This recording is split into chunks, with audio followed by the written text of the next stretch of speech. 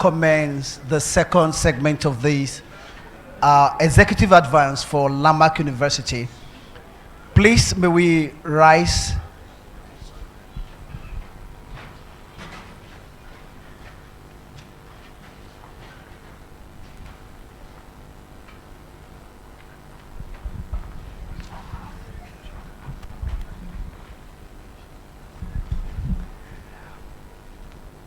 To commence this, we will start with praising the Lord, giving thanks to Him for how far He has helped us. Please, let's put our hands together as we welcome Engineer. Please put your hands together for Jesus. Hallelujah. He has combined my first name and surname together. Hallelujah. Amen. Almighty God, all-powerful God, Almighty God, all-powerful God, you are worthy to receive all our praise. You reign forevermore. Almighty God, Almighty God, all-powerful God, Almighty God, all-powerful God, you are worthy to receive all our praise. You reign. Our hands to God. Almighty God, all-powerful God, Almighty God, all-powerful God, you are worthy to receive all our praise. You reign forevermore. Almighty God, Almighty God, all-powerful God, Almighty God, all-powerful God, you are worthy of our praise. Oh, you reign forevermore, Jesus. You reign. Oh, you reign eternally, oh God. You reign, Almighty God, Almighty God. Oh, Almighty God, you are worthy. You reign. You reign. Our hands to God. Tutu. Aha, aha, aha. You reign forevermore, Jesus. Almighty God, Almighty God, yeah. All powerful God. Mighty God, all powerful God, you are worthy to receive all our praise. You reign forever. Praise the Lord. Let's put our hands together for Jesus and let's be seated. We are welcome to the executive advance for the academics, and I'm sure that we are ready for a very beautiful moment together.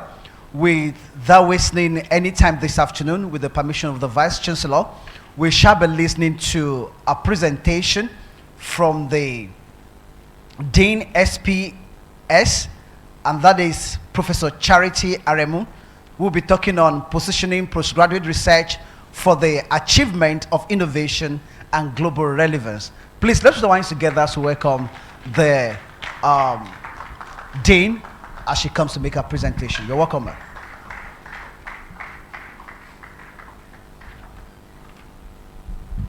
Vice Chancellor, sir, other members of Landmark University Management here seated, I count it a great privilege to be here on this podium for this assignment.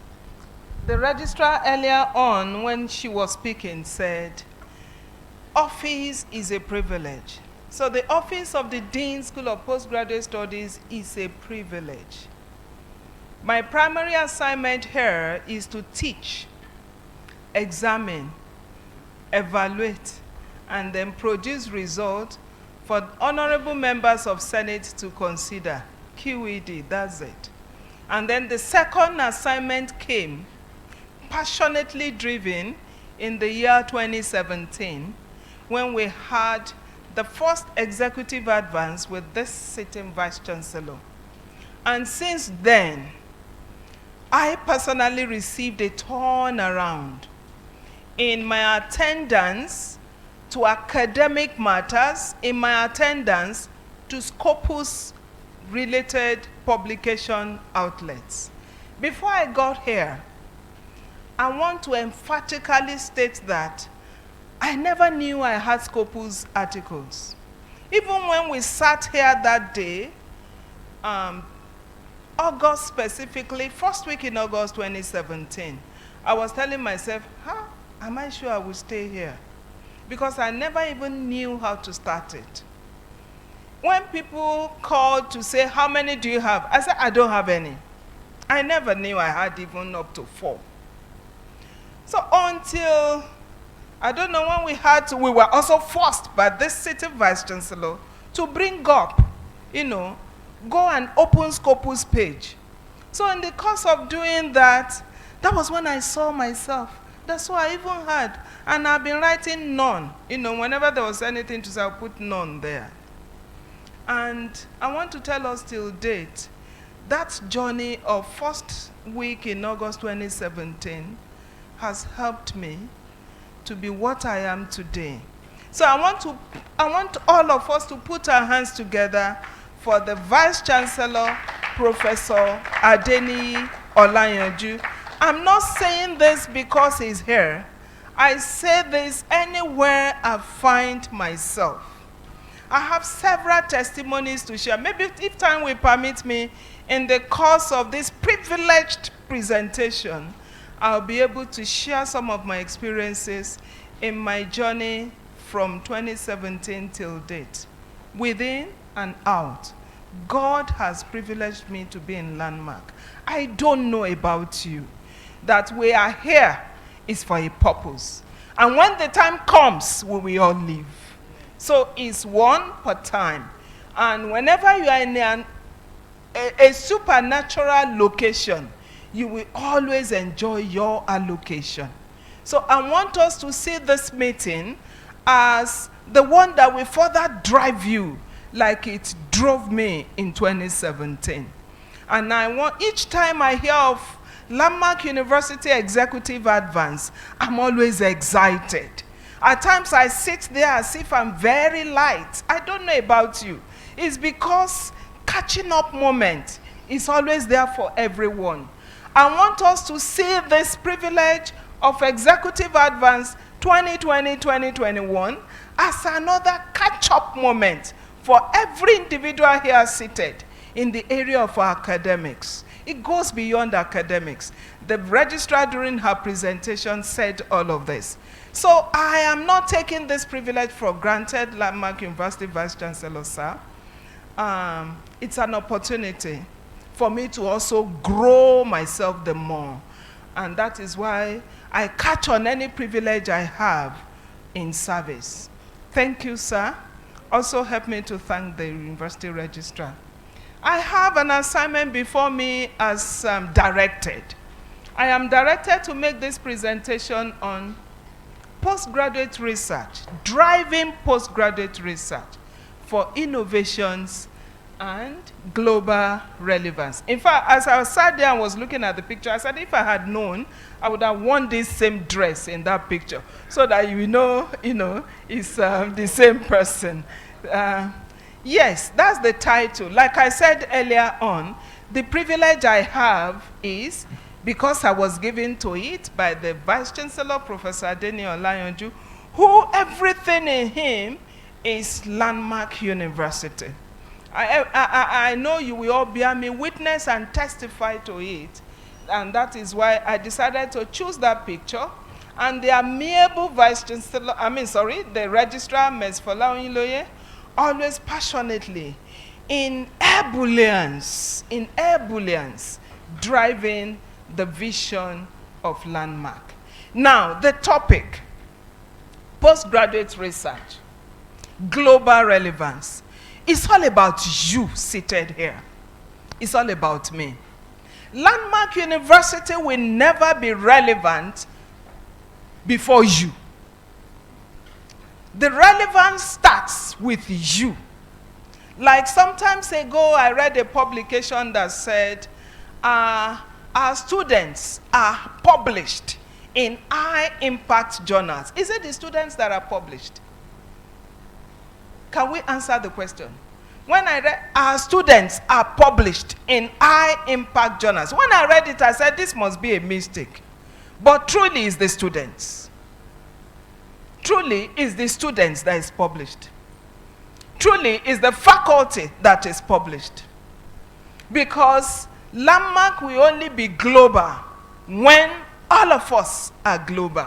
So looking at global relevance, I humbly declare and insist that it starts with you. It starts with me. If you are not globally relevant, Landmark cannot be. Because it's the harvest of all of this that rubs on Landmark to make it global. Now again on the topic, research. Research. What is research?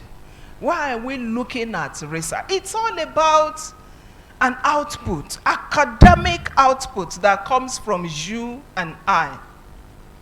Before we talk about the nation, we first talk about you. And because, like we will say, the church in the house is you and I that makes the church. So the nation that we are looking at is you and I that builds the nation. So when the research output of a nation is related to quality effort, and that quality effort is one in the manpower, and then two is in the innovation, which we call creativity. It's when we have all of this that we answer the question on what is research. Output, effort, your efforts going into wherever area your expert is. I cut this from Science Vision Journal and volume 8. This was 2018 submission. And the chancellor also said, knowledge, you may have so much loaded in you, but if you do not put it into practice, it's not relevant. So knowledge has no value if it does not put in application. That is why we are looking at research, going beyond the shelves. Someone said, our life does not get better by chance, but it gets better by the quality change, and that's the output Landmark is looking for. The quality change that leads to output and impact. It's our impact that will lead to the global relevance. And that's why we always refer to Jim Rohn's quotation here. Making a life of impact is what gives us joy. And when our output is hanging on the shelf, there's nothing like impact. It is when it is translated to solving problems, to creating visibility in the name of Landmark, that we begin to see the meaning of impact. And of course, when impact comes in, satisfaction comes in. And then it will lead to joy and fulfillment, as we can see in the picture. Now, looking at impact, I was telling the Vice Chancellor a while ago, I said, he has even said all that I will need to say. The only thing I'll begin to do is to narrow those things down into the postgraduate level. Impact in research. What is societal impact? It captures three things, looking at us as academics. One, teaching. Two, research. And then the third mission, that's the impact. And so we are saying that anytime we are able to look at the social, economic, cultural, and environmental values of a society, and we rub on all of this positively, then we are making impact. Then we are making impact. And when the impact goes beyond the shores of LMU, getting across just after the gate, then it becomes societal. The question is, what are we doing that we will ensure that it does not stop at landmark? It hits out there. And by the time the people in ranking and all of that will come up, we'll be able to appreciate impact beyond landmark. Industrial impact, societal impact. It is until we get there that we'll be talking about ranking. So, Landmark University has already given us the way to go. Like when the registrar was making her presentation, leading world class. And the Vice Chancellor also stressed this in specific terms. To be a leading world class university, and until our impact leads us to becoming a world class, we will first of all be a world class before we now begin to strive to be a leading. And by the time we get to that level, I tell you, it's not easy, because maintaining that up echelon is not something easy to drive. And that is why there's always this regular push using the executive advance, so that we'll be receiving advancement on every side to move on. So the Landmark University vision has given us the way to go. And that is what? A world class. And you cannot be a world class by just uttering it anyhow. You must be able to see if you meet up with all that it takes, looking at the metrics and then the checklist from the place. Now the main assignment given me, using postgraduate research. All of us that are conversant with the social media, especially Facebook, Instagram, we always find me there with this. I will always post some of our, whatever that we drive postgraduate school in the area of visibility and attention. So Landmark University postgraduate research for global impact. That's what we profess.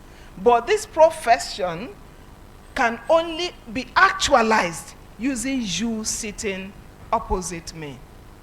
It's not something that the school alone will drive. Making this global impact rests on the table of all of us here seated.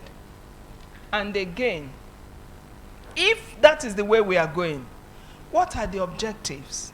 If I'm given to see how we can use the platform of the postgraduate school to drive innovations and global impact, what are we to do? Well, the objectives I have before me here is talking about postgraduate research, and that is to say that we want to see how to create industrial needs, provide industrial support to the community outside Landmark. It's until we get there that we'll be talking about global impact. It's not just satisfying our needs. How many industries do we have relationship with as a university? Is it just in the MOU? It must go beyond the MOU. We must begin to see how to attract the presence of relevant industries in our field. In the name of agriculture, we have Nestle there. We have Cadbury there. Some of us, we say, like the registrar said, we have Coca-Cola there. We have all of them. How many of them has rubbed, or have we rubbed on, and that has rubbed on us? These are the ways we should begin to think and begin to drive in the area of research. Food security and the challenges around it. At what point are we in the area of food security in Landmark University? That's a very big question. Manpower development, that's one of the strong objectives of postgraduate studies. We want to develop manpower. And we know we need manpower for all of this drive. And that leads me to the next slide. What do we mean by manpower? It's all about capacity building. Trying to develop expertise. One, in the area of knowledge base. One, in the area of skill acquisition and innovation drive. Innovation is all about doing something that is new, developing something that will rub on your system, rub on your organization, rub on the individual beside you. That's all about innovation. Many years back, there was nothing like this handset we are all holding. Thanks to the government of Obasanjo or something that brought this up to everyone. You can reach the global community right sitting here. That's an innovation that has rubbed on our generation, even up onto our parents in the far rural community. So what are the innovations we are looking at? I can sit in the comfort of my home and deliver lectures. These are the things that are coming up. Now that everyone is going in the way of blended normal, what can we do to ensure that we are part of it as a university? Last time when the Vice Chancellor requested that all of us come to be part of CU Executive Advance last week, the man of God was saying, if we have the names of persons attached to specific innovations, what about you and I? We'll say about Houston. We mention all of them. How is it possible that in the next 10 years, there will be an innovation that will rub on the whole community, mentioning one of us from Landmark University? So that's the way we are looking at building capacity for impact. Again, the objective as a school is internationalization, globalization. And then, if the definitions will come, after the slides. Internationalization of our students. Internationalization of all of us that are faculty. Thank God. I want to say this enthusiastically, or if you want to use the word ebullience, we are all international faculty. You know why? I want to say that I became international faculty in 2017. And that is why I make bold to say that nobody can just say, who are you anymore, to you and to I. Because the publication drive, the Scopus drive, has made us international faculty. Some time ago, somebody was asking a question when I think it was D. Luke Reed that was rolling out, the expectations for us to go into this THE ranking, SDG ranking. And one of the conditions there is you have to be an international faculty. And a question came. Immediately that came up. I know some of us were jittery to say, in Omu-Aran, how can I be an international faculty? So the question came, what makes an individual an international faculty? And the answer came immediately. As much as you are able to hold an international passport, did you say that? I guess. As much as you're able to hold an international passport, and some of us said, it goes beyond that. The publications we have been writing all this while has made us international. Anyone across the world can pick your article, my article, put it on his table and read. I'm already an international man. So all of these things that we do is driving every one of us, is showcasing all of us as international faculty, even though we are still within Omu-Aran community. And so we want to see how we can use the expertise we have, the knowledge base of all of us, to also allow all of this to rub on our students, on the postgraduate students, even on the undergraduate students, so that they become international graduates. And then the synergy here is talking about the effort, what you know, your academic prowess, my academic prowess, rubbing all of this together to ensure that we bring up something in the name of innovation. It's when we have this that we'll now be talking about impact. Then when our impact is felt within here, then we're able to face the international market, the economy of the world, and then social life of the world, and globalization is defined. Again, let's, in perspectives, situate internationalization and globalization. Because we are looking at how we go away with this mentality and allow it to rub on what we do with postgraduate students and even our undergraduate students.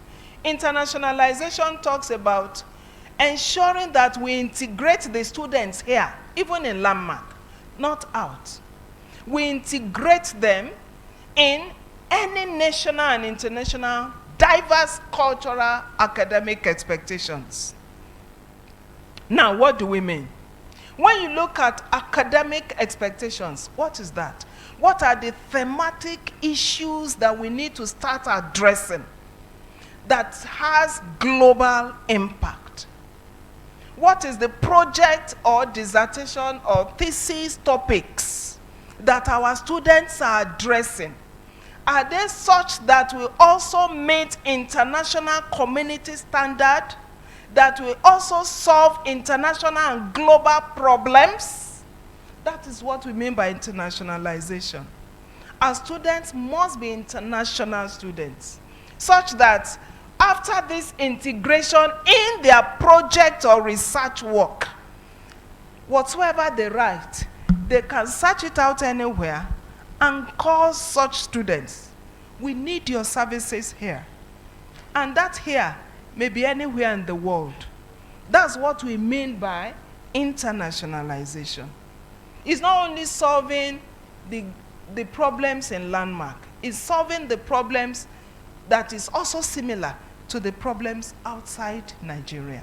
That's when we have international students in Landmark University. Now, globalization. After we are able to carry through in our areas of research with our students, then we come up with policies, we come up with values that will meet worldwide flow of ideas. Our students can engage in global discourse. They can anywhere they can call them and they make their presentations, following up with all the technicalities involved, and they're able to meet up. And at the end of the day, they will be marketable globally in terms of culture. Thank God for Landmark University culture here, building us up in the area of dress code. It's when you go out there that you are able to appreciate what we do here. You cannot dress. Was it yesterday or 2 days ago? It was time for service. I had to quickly go home, and I remembered I need to pick something in the office. I had already changed. I found it difficult to come down from the car to go to the office because I was out of, the normal dress code. I could not come down from the car. I said, how can I come down like this? I had something to tie on my head and another casual dress. So the practice is, by the time I see myself step down, enter the college building, it is either I put my head down and nobody looks at me, and my heart will be pumping in case I meet the vice chancellor or the registrar. What will I tell them? Is there any excuse? No. Why? Because that culture has entered into me. I cannot wear anything on my feet and step out and come in here. So it's a culture that we must begin to imbibe. And when you go out there, that's when you appreciate all of these things. So on globalization, we can start practicing all of this here.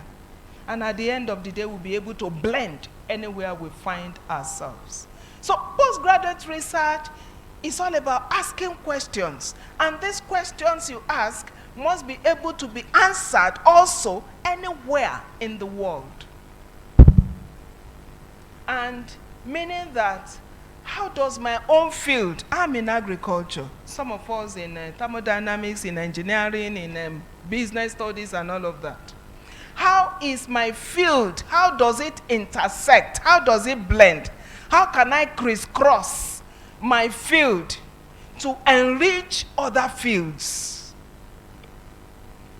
Until I'm able to have that crisscross, that merge of ideas, a Greek idea merging with a business related for economic development and marketing, and then that one also merging with engineering area to develop concepts and innovations that will drive the vision. And then at the end of the day, the question is making impact. And when we are doing this, we are also creating awareness for people to see that we are doing something, and that's visibility. So that's what the question we are asking, ensuring that we have an intersect contributing my quota, another person contributing. Thank God, in postgraduate school in Landmark, we ensure that we have supervisory committee where you will have internal, external. It's allowed.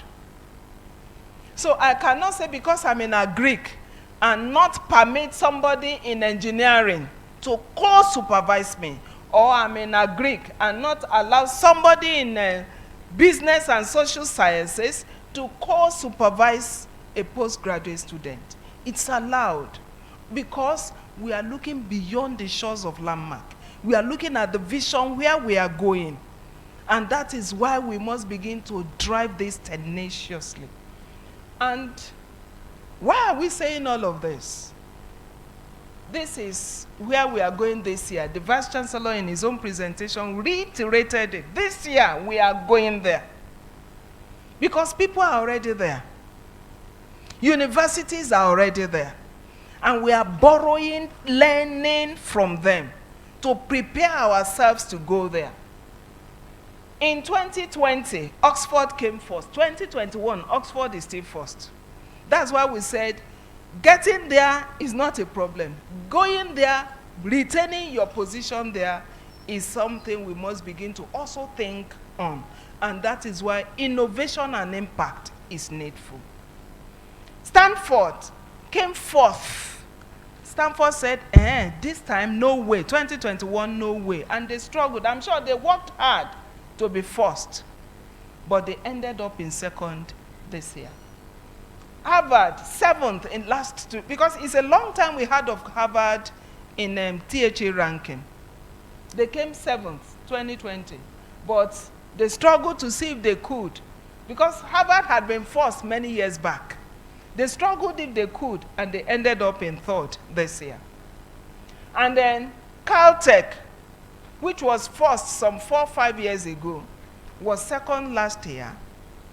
And because they could not also continue to push, they remained at fourth. There's a lot for us to do. And looking at it in pictorial terms, what are the visions of these universities that are there? To see what is driving them. Oxford, that came first, to provide staff and students with quality facilities and inspire multidisciplinary research for impact. That is the vision of Oxford. No wonder they are there. They try to drive their vision. Multidisciplinary approach. Not me, my friend, because you are my friend, because you are this, and we do it and forward. Publications, congratulations. It goes beyond that.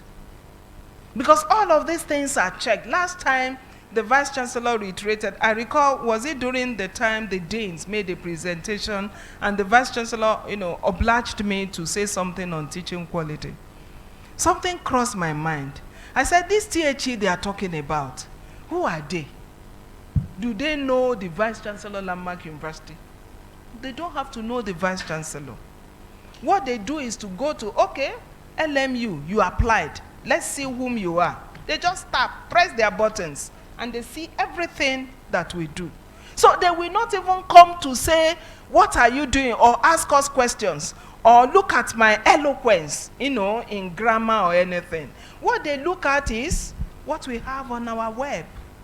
What we have posted on the site.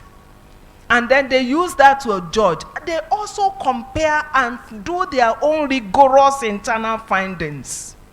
To be sure that you have not posted, something else and it's something else in reality. And that is why all of these universities that are there, their focus is on their vision.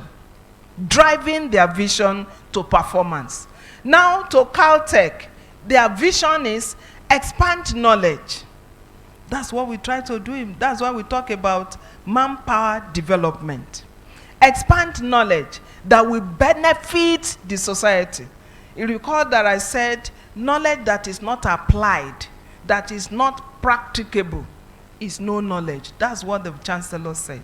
Now, that is what Caltech is doing here. If they are expanding knowledge, does that knowledge benefit the society? Still looking at impact. Anything that benefits is impact. And then Cambridge, contribute to the societies. There's a common word here. I don't know, can I subject my senior colleagues here seated and my co-colleagues to a test? What is the common term in the vision of these three universities we are looking at? Any common term? Impact. That's it. Impact. No wonder, driving their vision, they were able to arrive there. I recall when I posted that slide during a presentation I made to Kwasu sometimes, and there's a university in Anyigba or something, Kogi State University. I made a presentation sometimes in these two schools, and they were asking me, how can you drive impact? I said, simple, go back to your vision. Your vision will tell you what to do. And the next question, I was telling myself, assuming they ask me, yes, if our vision says that, how do we go about it? I was already prepared on what to tell them. I said, I will tell them, check your manpower in your university. Do you have the requisite manpower in your university? But they didn't ask me. So what I'm saying is this. Following the visions of all of these universities, see where it landed them in Times Higher Education ranking. Oxford, the one I colored red is the scoring that Times Higher Education gave them in research. Oxford is the lead in this year, 2021. It's led in overall. It also led in research. But in teaching, Oxford did not lead. In citation, yes, Oxford did not lead. Then in industry income, Oxford did not lead. You know, we have the top 200. But the very first of these 200 is Oxford. But in research, they came first, in addition to their being first overall. So what are they still doing in the area of research? That's why we must see how to use up. The postgraduate population of Oxford is enormous. Postgraduate student population. So looking at all of this, you'll be able to, see a kind of correlation, a relationship between research and postgraduate student engagement. Now in teaching, which is also there, because your research, there's a relationship between your research and teaching, because you must mentor.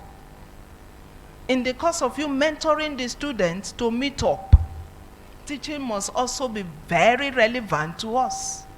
There's always an interaction, either one-on-one or posting your ideas and directives to your supervisee. In doing this, you are teaching that postgraduate. So at the end of the day, it's eventually rubbing on research and teaching. That's why you see these universities standing out. In research, Oxford is first, followed by Cambridge, Caltech, and Stanford. Recall, Stanford came second overall, but is standing as fourth in research. Again, what is Cambridge Vice Chancellor saying? Cambridge Vice Chancellor finished in Cambridge, the current Vice Chancellor there, he said, my time as a PhD student was rewarding to him. According to him, I was not there, I only copied it from where he said it. He said it was rewarding to him and his career. He learned several things during his postgraduate studies. And those things he learned that time is staying with him today. and is still serving him well. He went ahead to say, as that time that I copied it, this was September 2019 that I copied this. He said they designed 300 postgraduate courses that they were driving in Cambridge University. Here, as we speak, for Alpha and Omega across colleges, we have less than 141 courses that we are driving in Landmark University Postgraduate School. It's not we that designed this, so, we harvested from our deans and HODs. But for Cambridge, the Vice Chancellor is saying, driving impact, and that's Professor Stoop, we can all Google and find out. Driving impact is all about postgraduate students. And we must design courses. We must design courses that will help in this drive. Now, having received all of this insight, what are the things that we must begin to do away with as a university driving postgraduate research? We must move from ideas. Ideas are different from realities.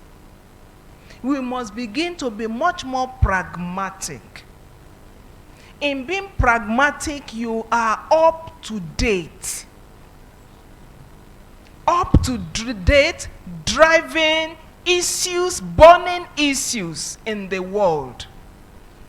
Currently, when COVID-19 started in February, in fact in December, in the month of March, somebody submitted an article. We read it. I saw an article. I cried out. I said, yeah, who was with me that time? I think I saw, was it Dr. Lawa, somewhere around the corridor. I said, see an article. Less than 6 pages published in the month of, I think, April. What was catchy? The thematic issue on COVID-19. So anything you write that is thematic for that season will always catch attention.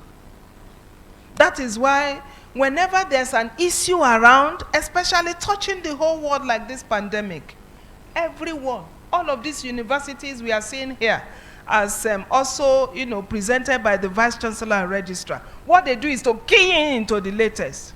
And you know what? That is what we call 21st century research. So we must move away from idealism and begin to drive current issues, which is normally referred to as thematic issues. And then we must move away from addressing our postgraduate students to play down on linear job engagement. The normal way of lining up my CV, brushing up my CV, and then lining up for checking my phone all of the time for, someone calling me for interview. That is linear job based. And then move to creative career trajectories. Let's begin to create a lineage of actions, innovations, that even though we are waiting for, people will say white collar jobs, we are already busy thinking out what else we can do with our time. These are the areas we begin to engage our postgraduate students to stop looking inward. Stop looking at what does my environment have to offer me? What can you offer the environment? What can I say? Sometimes ago somebody said, develop yourself and make yourself sellable. That's why we see all of these young graduates now. You will see everywhere they will call themselves speakers. They have a term they use for these speakers. You say what? Motivational speakers. There's another one they use now. Life coach, exactly. That's the latest they use now. I'm a life coach. Yes, that's the way to go. Well, as much as you are driving, sending your CVs all over the place, what else can you do? Even if it is life coach, let's develop ourselves. Some persons will say, before you can enter into, is it Canada and US, you must have TOEFL. You must have IELTS. We can develop ourselves in all of this and still stay here and await opportunities. That's what we are saying. We must begin to depart from all of those norms of status quo and drive our students in the area of making themselves sellable, multidisciplinary. So, moving away from monodisciplinary and also moving away from habitation. There was someone in, what's the name of this country? They said, they interacted with him. He said, are you able to move? Are you able to come to Nigeria? He said, no, I will remain in my habitation. That individual cannot really speak English. And I was asking myself, what is habitation? It's the same meaning that we have as habitat. Remaining in your natural niche will not take us anywhere if we are looking at global impact.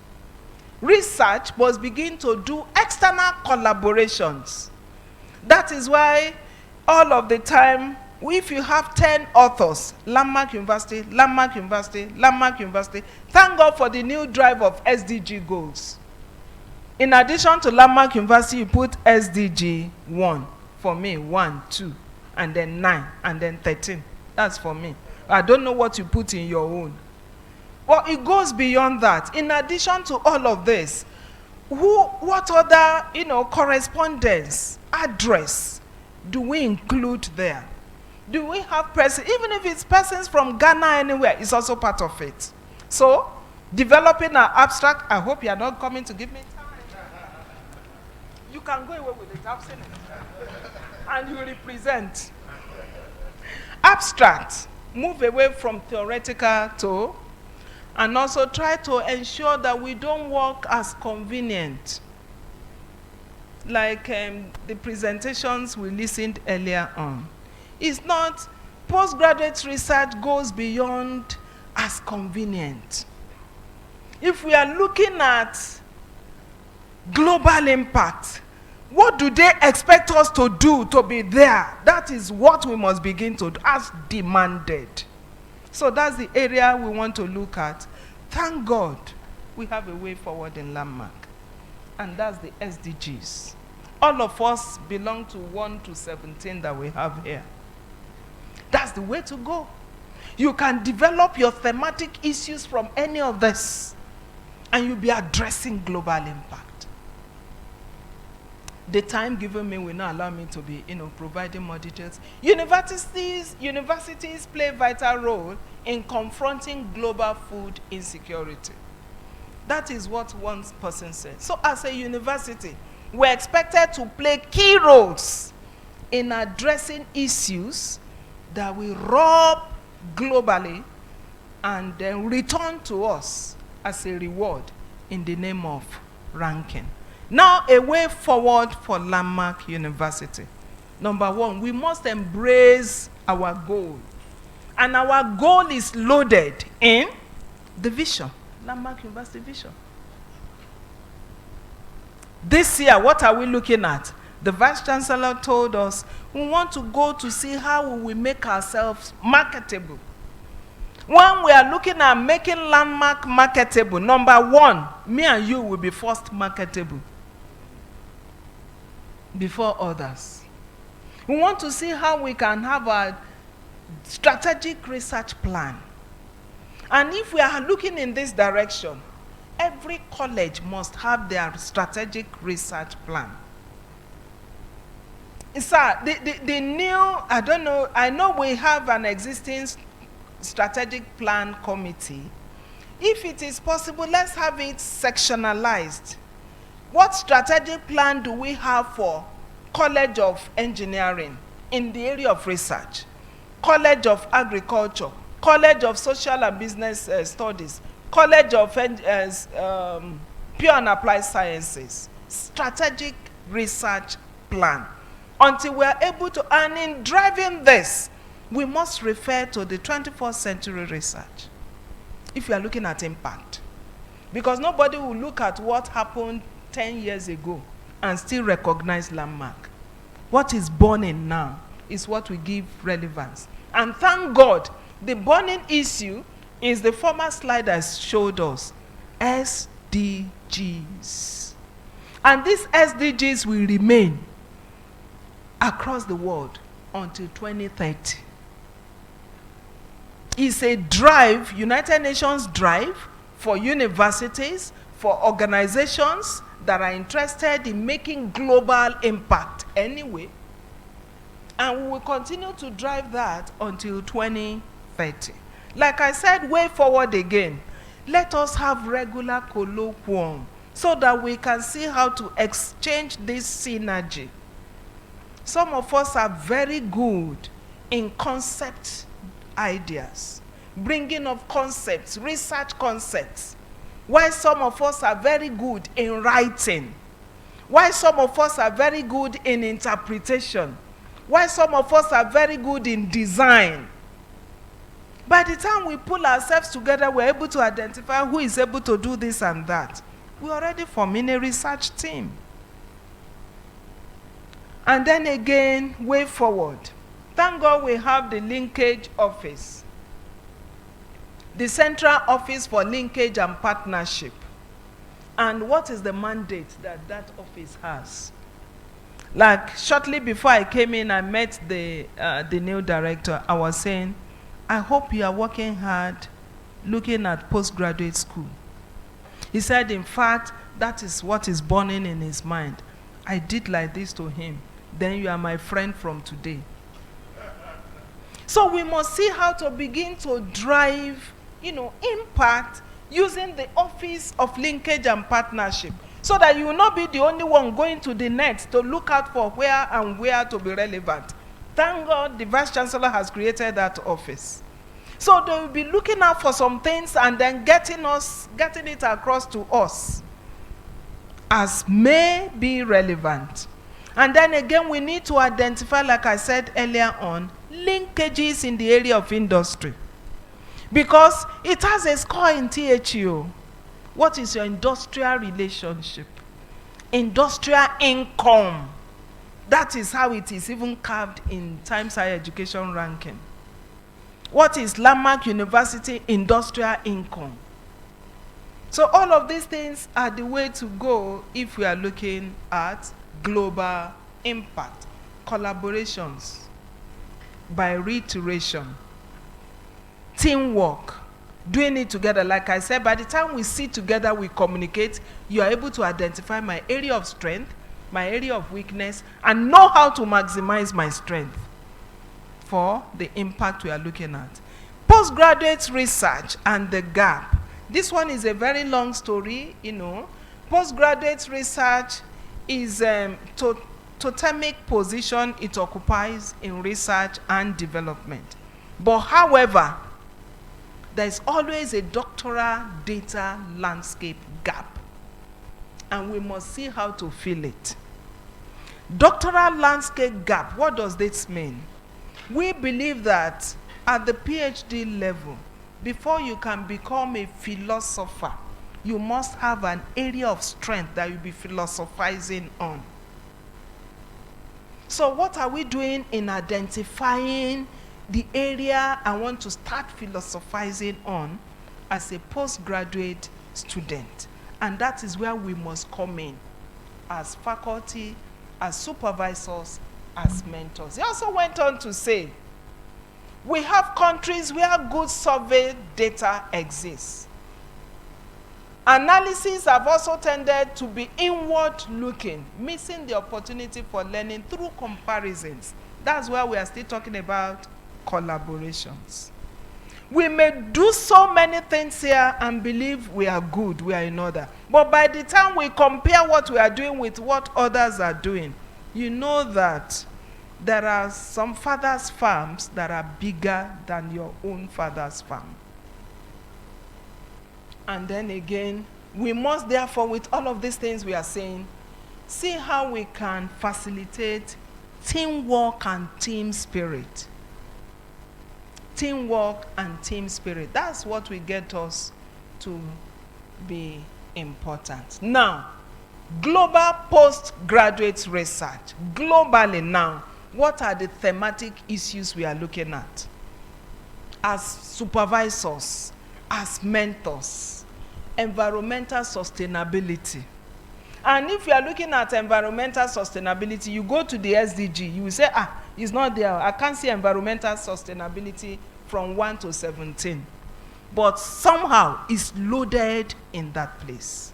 And you can find environmental sustainability in SDG 1, in 2, in 11, in 14, and even up to 15. They are loaded there. So by the time you look at these thematic areas of postgraduate research, smart and cost-friendly innovations, it's also loaded all over, but more in SDG 9 and 11. Green health, that is the clamor now all over the world. What is the area of research we are doing in area of green health and energy? So as to stop all of this loading of chemicals saturating the globe or the atmosphere with heavy chemicals that will end up remaining in our bodies and skins. That is the thematic research areas globally now. Then when you look at cost-friendly innovations, you don't tell me because I'm in CBS, my own is not here. SAMA is there. Way forward again, for Landmark University, the question is, do we have functional laboratories? If yes, are we engaging them? If no, why?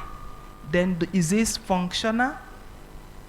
So these are the questions. This question goes to the Vice Chancellor and his management. Functional laboratories, functional research field platforms. We had a case sometimes with one of my postgraduate students who, at the end of the day, a lot of things happened. And unveiling the root cause, it's all about engagement of the laboratory for research, the cost implications and all of that. So we must begin to look in the direction of functional laboratories, functional fieldwork areas. And then another way forward, town-gown relationship is important. No matter your field, this impact we are looking at, innovations we are looking at driving, will it eventually be useful to the farmer out there, useful to the common man out there? Until we are able to come up with those things, we are not looking at impact. What is it that we are bringing up? What are the new things we are bringing up on board that will rub? Like the man of God said during CU Advance, inexpensive experiment. An experiment must be carried out using also the people out there, where you go and test whatsoever you are coming up with. Let's begin to play down on paper publication.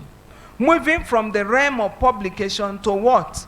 To driving innovations, palpable findings, palpable patents that will help to advance Landmark University to the point of relevance globally. And then again, as a way forward, everyone is making great efforts. I want to appreciate the opportunity I have to be in the management meeting when they were looking at reward system. We must see how to quickly bring this up, Sir Vice Chancellor, and ensure that every researcher that is doing the work is rewarded. Everyone that is actively busy, you will teach, you will supervise students, carry out research, and still publish. Those of them that are in the show know it, including me, that I see myself as coming up in Scopus. When you write and write, they return. Write and write, they return. you still continue to write. It's a lot of effort. And at the end of the day, there should be a reward system for the people that are already, imparting on Landmark University in the area of visibility. Then we must also carry along this postgraduate student in the area of reward, so that when the new set coming in comes to hear that the set before them, the most or the best graduating or the best researcher got this. Anyone coming up will also want to work hard to ensure that he or she also gets something. Then we must also see how to promote innovations by giving reward to anyone that comes up with anything that is palpable. In Landmark University, we are promoting our postgraduate students to end up making this impact we are looking at. This is just to show us the activities that goes on at the point of entry up until that student graduates, so that we can all key ourselves into this. Thank God we are just planning to resume. When the students come in and they enter your department and college, you quickly take them up and prepare them for this impact-loaded research area. What do we do? As they come in, the first thing we do is to welcome them by orientation. In fact, we're already rolling out our next orientation for the 2020-2021 postgraduate students we're expecting. And then after that, they take courses. Please, let's all be informed on all of these activities. That course they take is for one session. After the one session, they go into their departments for interaction. And that interaction is to help you psych up that student and find out the area of expertise of that student. And at the end of the day, that student will end up with a mentor. That mentor may end up as the supervisor to that student. Because you have already known the area of interest of that student, you are sure you are able to work with that student so that you don't have itches. And then that student will be able to promote your research area too. And then you supervise seamlessly. After that, the students will start the research work, showcase the research findings in presentations. Presentations can be in form of, first seminar, post-field data presentation, and then finally the defense will happen. For us to be sure that you have really made adequate input into that student, we expect that student to have publications. Then after the publications, the student will now be showcased to Senate, and Senate will consider the result. After which, we expect that that student will now produce the final document in the name of long essay or dissertation or thesis. After doing this, we end up saying that this candidate is qualified to be called a postgraduate. So this is the systematic order that we go with our students in the School of Postgraduate Studies, Landmark University. In rounding up, participation does not determine partnership. That I am doing it, everybody is doing it. That does not mean we are partnering with Landmark University Vision. That does not mean we are partnering with the focus.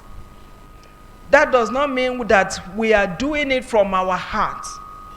But until we are able to ensure a crisscross of ideas, a crisscross of minds, that's when we'll be seen to really be participating in taking Landmark University to that height of global relevance. There are still heights we have not reached, yes. As fellows, as supervisors, as mentors that are in the same ship of research in Landmark University.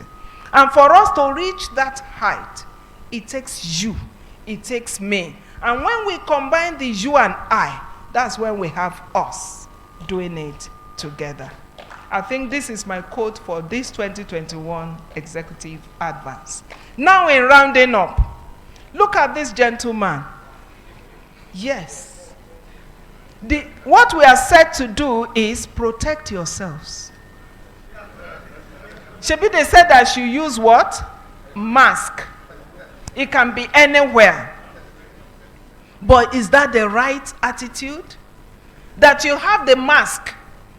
Because I know somewhere now, in fact, it's even a law. I think they said in Lagos that if you don't use face mask, you will be fined. Okay, if it is face mask, it can be anywhere. That's what this gentleman is doing. And no wonder Miles Muro said, when purpose is not known, abuse is inevitable. This gentleman does not know that using the mask is to protect him. So we must see what is Landmark University saying? What is the vision saying? Where are we going? Are we ready to follow in that line, in that direction? Attitude is important at this point. I may be interested, but am I willing to follow the directives? Global relevance, driving postgraduate research so as to have what? Global impact. Our attitude to this is important because it will make the big difference. If this gentleman catches COVID-19, who will he blame? Attitude, according to Winston Churchill, is the little things we do in line with the vision quest, in line with the global impact attention that Landmark University is driving. Those little things we do, we make the big difference. And in closing, I want to say, Landmark University vision, that's where we are going. And in the direction of the sustainable development goals. And that is what we want us to drive using the postgraduate platform. Owning it, embracing it, and running with it. I want to say thank you, sirs and ma'ams, for your attention.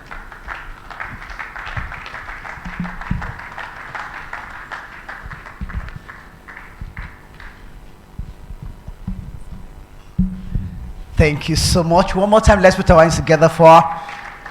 That was a very beautiful presentation, and I'm very sure we have one or two things to take away.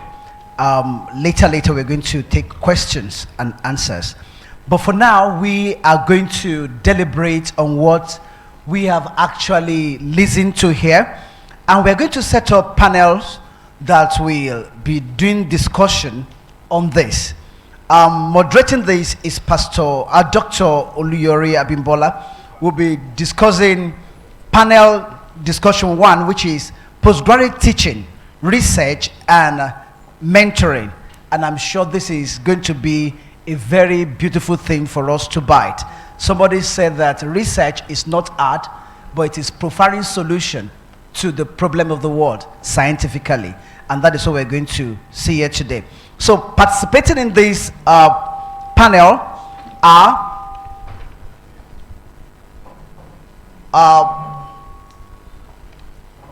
Professor Olusegun Adeniyi. Please let's put our hands together for him as he comes. You're welcome, sir.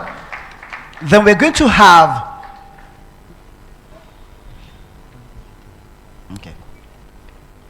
we're going to also have the DSPS that just finished presentation now. Professor Charity Aremu, put your hands together. I think she has given us a problem to bite, and that is what we're going to discuss now.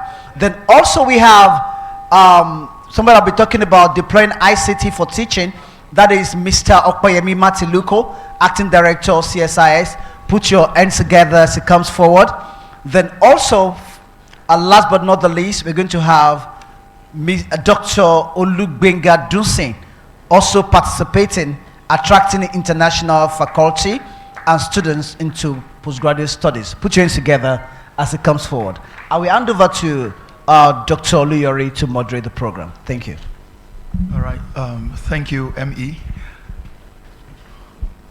Good afternoon. We recognize the Vice Chancellor, Landmark University, Professor Adeniyi Olayanju, the Dean seated, the directors, And it's a privilege given to us by leadership to have this panel discussion today. And I like us to begin by appreciating the panelists that are seated here, because they're going to be sharing a great deal with us this afternoon. Please, can we put our hands together? It's a way of saying you're welcome. We're expecting to have the best of time as this panel discussion progresses. I want to ask a question, and I hope I will get a good response.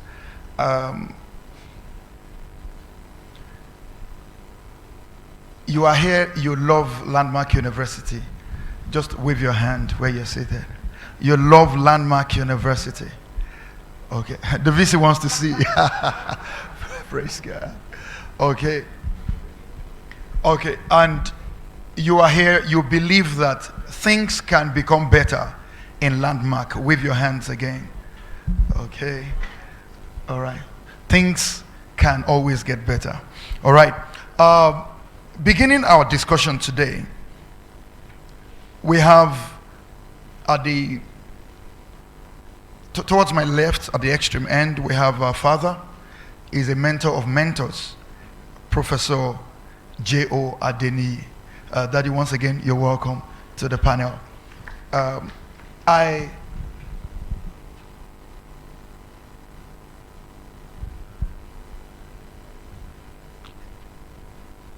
In the course of this discussion, Professor Adeni will be speaking to, amongst other things, world-class approach to teaching and mentoring from, number one, senior faculty to early faculty, and then number two, from faculty to postgraduate students. And then seated next to me here is the facilitator who just delivered an impactful presentation. I'm talking about the DSPS, Professor Charity Aremu. Ma, once again, you're welcome. As the discussion progresses, she'll be telling us about improving internal efficiency and quality assurance measures for timely completion. And we're going to be discussing in that direction. The remaining part of the discussion will be let out as time goes on. Professor Adeni, sir,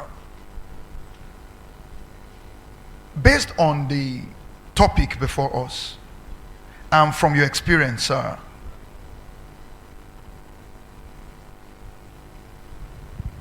do you think that our approach to teaching in Landmark University is actually world class?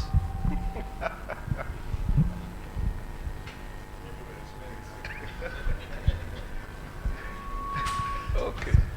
Sir, you can sit, sir. Okay. Thank you, sir.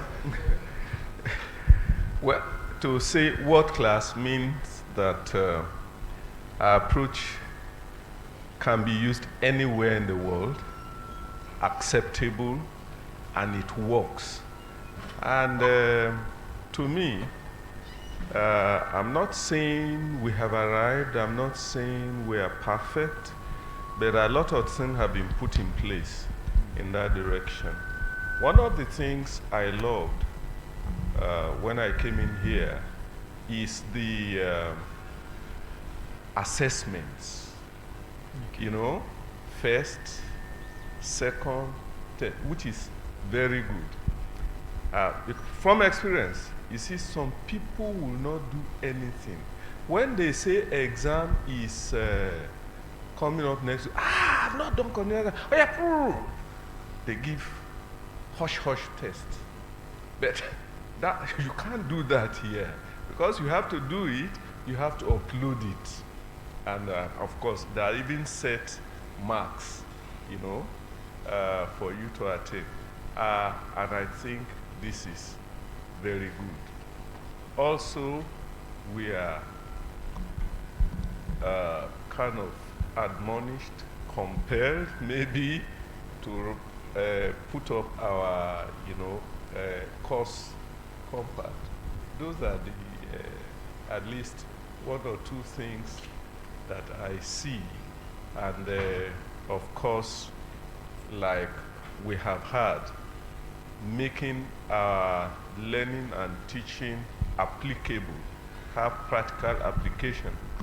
And that's why the other courses that have been put in place, it's the entrepreneurship course, very good.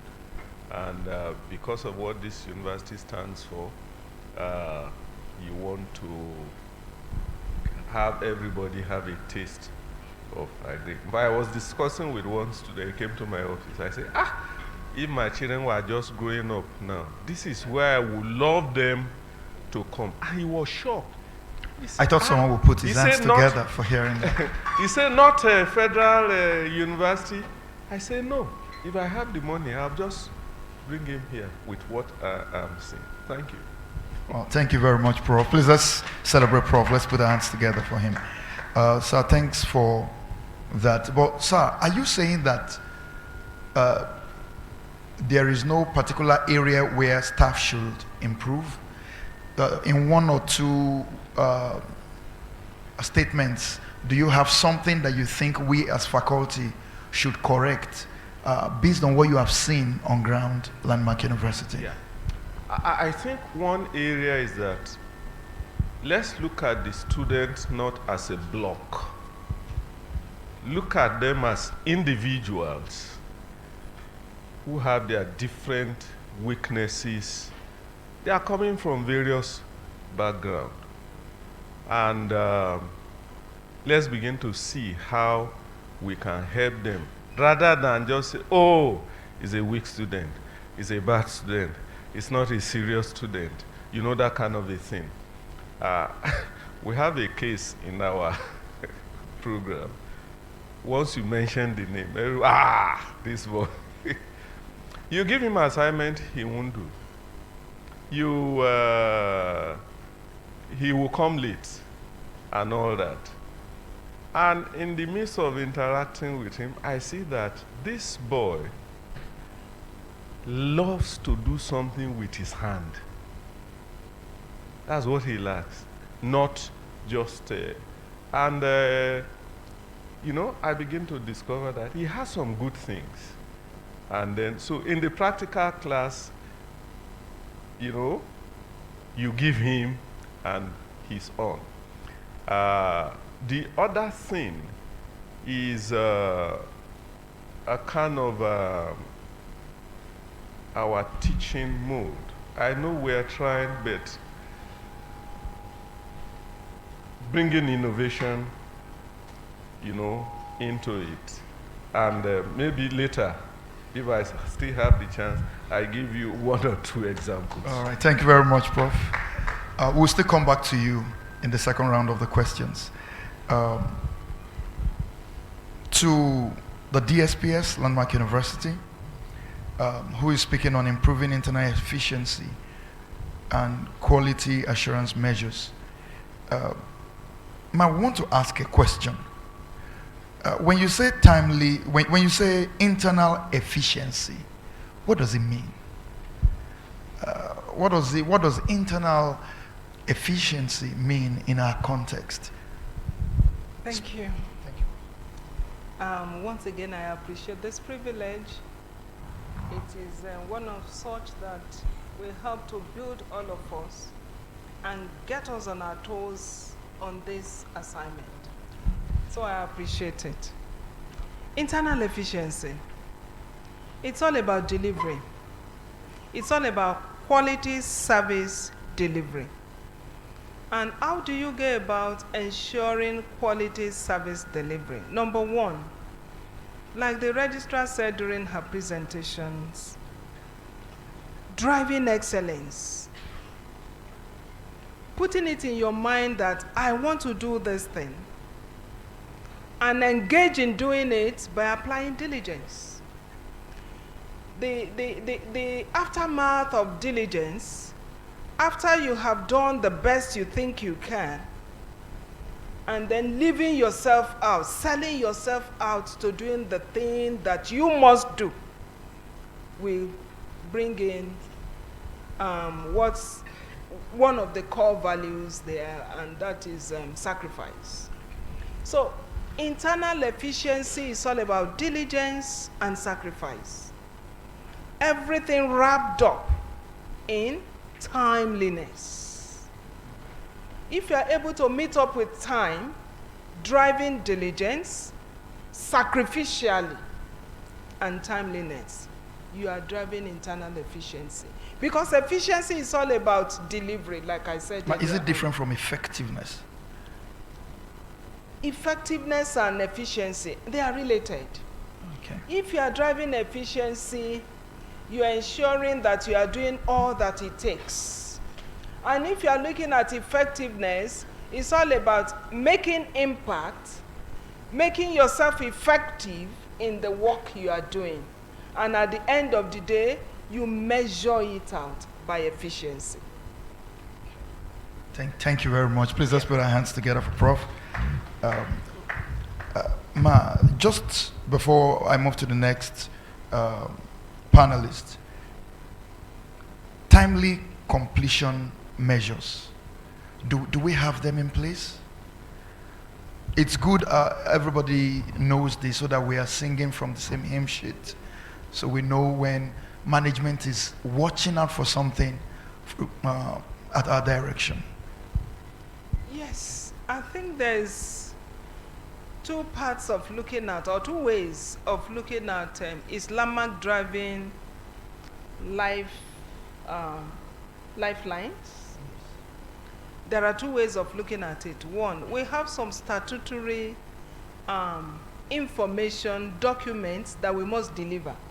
They are statutory. For instance, we all know that Senate we hold every month. And so every college, every department must be able to put up their documents before then. And the date is so flagged in Landmark University calendar. And so that's why I say statutorily we are driving that. We are directly or indirectly driving that because we are guided by Landmark University calendar. So we must drive timeliness in that regard. But where we do not have the statutory ones so situated, whenever Landmark or the management is sending out mails or memos to drive this, they will always put that lifeline there. And if they say, provide this the next 7 days, and if within that 7 days you are not able to, there's always a way. Landmark will also remind you, or the management will remind you, by sending the popular one we call gentle reminder. You know. Okay. And so Landmark University has what I will call a position in driving lifelines and timeliness. Thank you very much, Prof. Can we put our hands together for once again? Thank you very much, Ma. We are doing a lot of things together at the same time within limited time. To the extreme right here, we have the Director, Center for Systems and Information Services, Landmark University, Mr. Martin Luco. And sitting very next to me is the immediate past Coordinator, International Office on Linkages, under the Directorate of, under DLUCRID. Praise God. All right. Deploying ICT for teaching, high impact research administration in a world-class university. Please, I'd like us to make this a family thing. If you have something that you think we're not talking about, a question we're not asking, and if you have a question, please just send it to the man with the golden voice, and I'm talking about Mr. Olabi, then he will get the question over here to us. All right. The DCSI, sir, are we there yet? You know, the Vice Chancellor was excited talking about the TAT6 interactive boards installed in our various classrooms and lecture theaters. I've used these boards and it's interesting. But the truth is, the question is, are we there yet as a university? Thank you very much, sir. Well, looking at what we have currently, vis-a-vis the use of even what we have currently. Now, there is no end to learning, is what is always said. And there is no end to innovation and no end to improvements. Now, when you think you have arrived, that moment you keep going down. Because even in universities that today are ranked 1, 2, 3 universities, go to those universities every day, new equipment, new improvements are brought in, day out. So to say we have arrived, then I will be wrong. Now the truth is this, there are still a lot of things that can still be brought on board to improve teaching, to improve research outputs, and to also improve administration. For example, just a few minutes ago, I was with the NTS and talking about ICT in administration and management. And I was given a scenario whereby you can have an e-kiosk, that is a self-service kiosk. One, it could be for navigation across campus. It could be for even self-service. You are in a place to obtain a service. And instead of you waiting on personnel to service you, you're servicing yourself. And I think someone was sharing another experience in Lagos whereby he walked into a supermarket and instead of waiting for the cashier to process his payment, you just go to a screen, your items, you scan the items there and then you put your card into the slot and then you make payments and you are through. Print out and you show. All by yourself. All by yourself. Without having to wait for anyone. That's a self-service kiosk. And these are ways in which innovation are coming up every day. And the same thing applies to what we can achieve with teaching. The board. I can assure you that we are not using up to 1/10 of the features on that board. Now, the way the board is designed, even 2, 3 persons can be writing on the board at the same time. You could on the same screen. On the same screen, on the same board. And even you could be writing on the board in a class there, and I could be here seeing everything you're writing on that board. And those features are there on that. Does that mean you can teach 2 different classes yes. with one yes. board? You can even, the students can even be in their homes, writing on that board, and they are connected to that board, seeing what you're writing on that board. The only thing that they won't be seeing you just what you're writing on the board. And then you can now add other features to it to now incorporate voice, other things like that. The Vice Chancellor is listening to you. You will soon come for a training session. Please go ahead, sir. And those are some of the things that can be achieved with those boards. Now, even talking about those boards, even there are still some devices that can be added as add-ons to those boards that could also extend the features and capabilities of the board. So we have not arrived yet. And that is why there's need for even constant training and retraining on some of the facilities that are available and which we are constantly doing and will keep doing. Thank you very much. All right, so just before you, yes, let's put our hands together for the DCSIs. But just before you hand over the mic to Dr. Dunsi, do you think we faculty in Landmark, the body language you are seeing, do we seem to love this IT thing? Do you understand the question? Do we seem, it's another thing for the IT things to be there and they will say I'm not using interactive board now. Do you think that there are people who prefer the whiteboard and just, do you understand what I'm saying?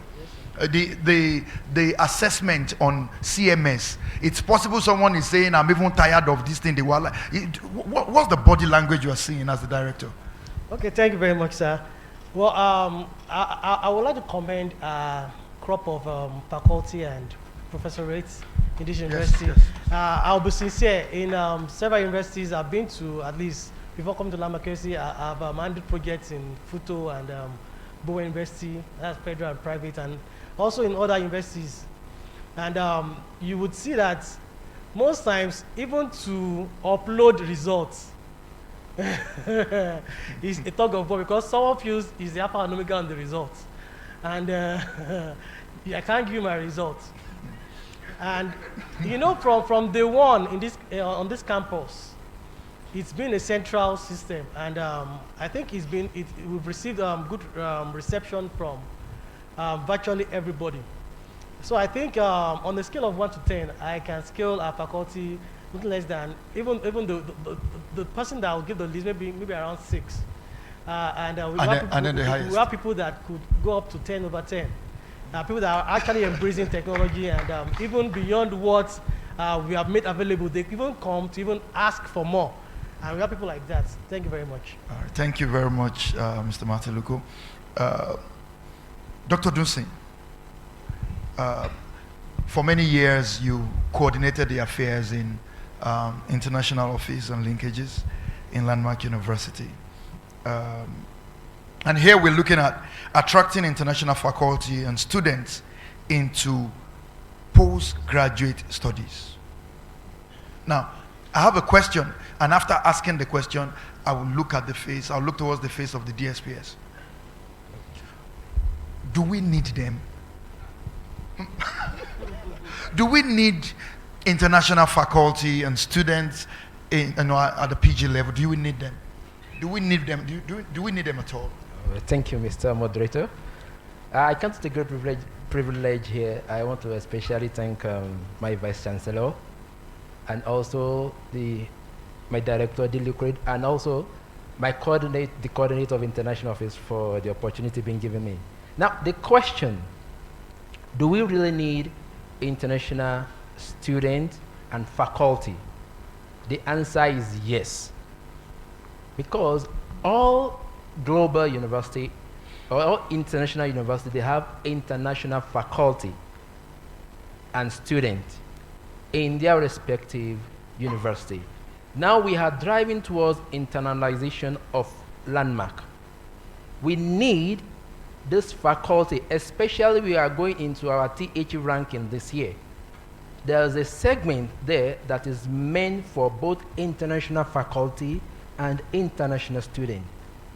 So it is very, very important that we have the international faculty staff and students in Landmark University, and especially at our postgraduate level. Okay. Do we have any on ground? Currently, we don't have any on ground. But very soon, we are having some students and maybe 1 or 2 faculty to join us. Okay. There are some plans on ground. International. Expatriates. International. Now, okay. Yeah, let us be careful here. Okay. Now, one of the major bone of contention that we have not yet had international faculty here in Landmark is because of the policy of Nigerian government. Most of us here in Nigeria, we don't know that getting a Nigerian passport is even difficult than getting a US passport. Nigerian government will not approve an expatriate to any company unless there's no Nigerian that can do the work. I think Nigerian government cares about you. Now, Yeah. yes, currently there's a new law that just came out last week. It said no organization in Nigeria. Please listen. A new law. A new law. Okay. By the Nigerian immigration said no organization in Nigeria should employ any expatriate without approval of a quota. For example, if you want to have a foreigner in Nigeria, let's say a Ghanaian, we need to have a quota being approved via the National Assembly and the presidency. And this quota means we must make sure the job that we want to give to the expatriate, no Nigerian can do it. I'm looking towards Professor Adibesi because I know that there is a place for this international thing in the THE ranking, if I'm correct. Where does it leave us? Now, but I recall 3 years ago when I make a presentation here, it is expatriate quota that is a little bit challenging. But there's another way which we can do that. That's our faculties and stuff. Maybe you go out there, bring your friend in. As Spouse. a collaborator. As a spouse. Props, Daddy said as a collaborator. Yeah, even as a collaborator. If you are bringing in as a collaborator, make sure it's not an expatriate. What defines an expatriate? An expatriate is a person that he or she that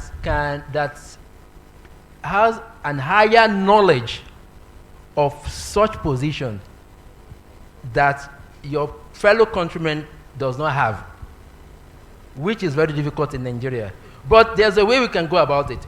We have a lot of Nigerians outside there with dual citizenship.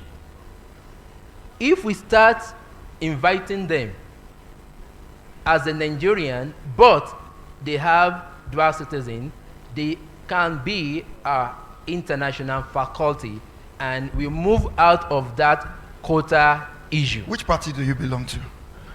Have you been in politics before now? Please, let's put our hands together for Dr. Dunsin for that answer. He's telling us the challenges and the way out. The party I belong to is the party that I belong to is a party of landmark to improve landmark and take us to the landmark party. Please, let's put our hands together for him. Now, I've been informed that our time is almost up, so we just go one more round, and each panelist will be given a final word to the House. To Professor J.O. Adeniyi, and as introduced earlier, a mentor of mentors. Just one question, and then any final word for the House. Is mentoring happening the way it should be in Landmark University? Is it happening, sir? Thank you. There is always room for improvement, like I said. There is always room for improvement.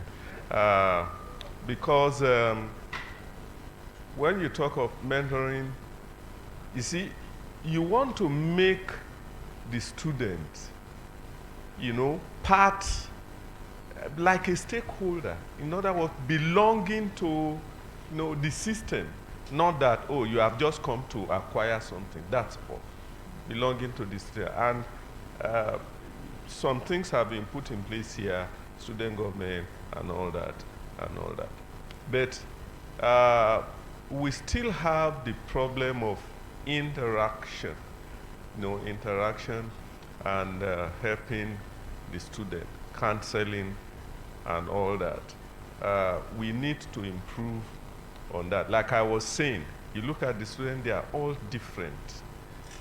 And then by the time you begin to look at them one by one, you see areas where you'll be able to help them. So sometimes I go as far as, okay, did you eat this morning? You look hungry. Or we teach to a certain point. I say, oh, are you tired? Okay, let's rise up and stretch our hands.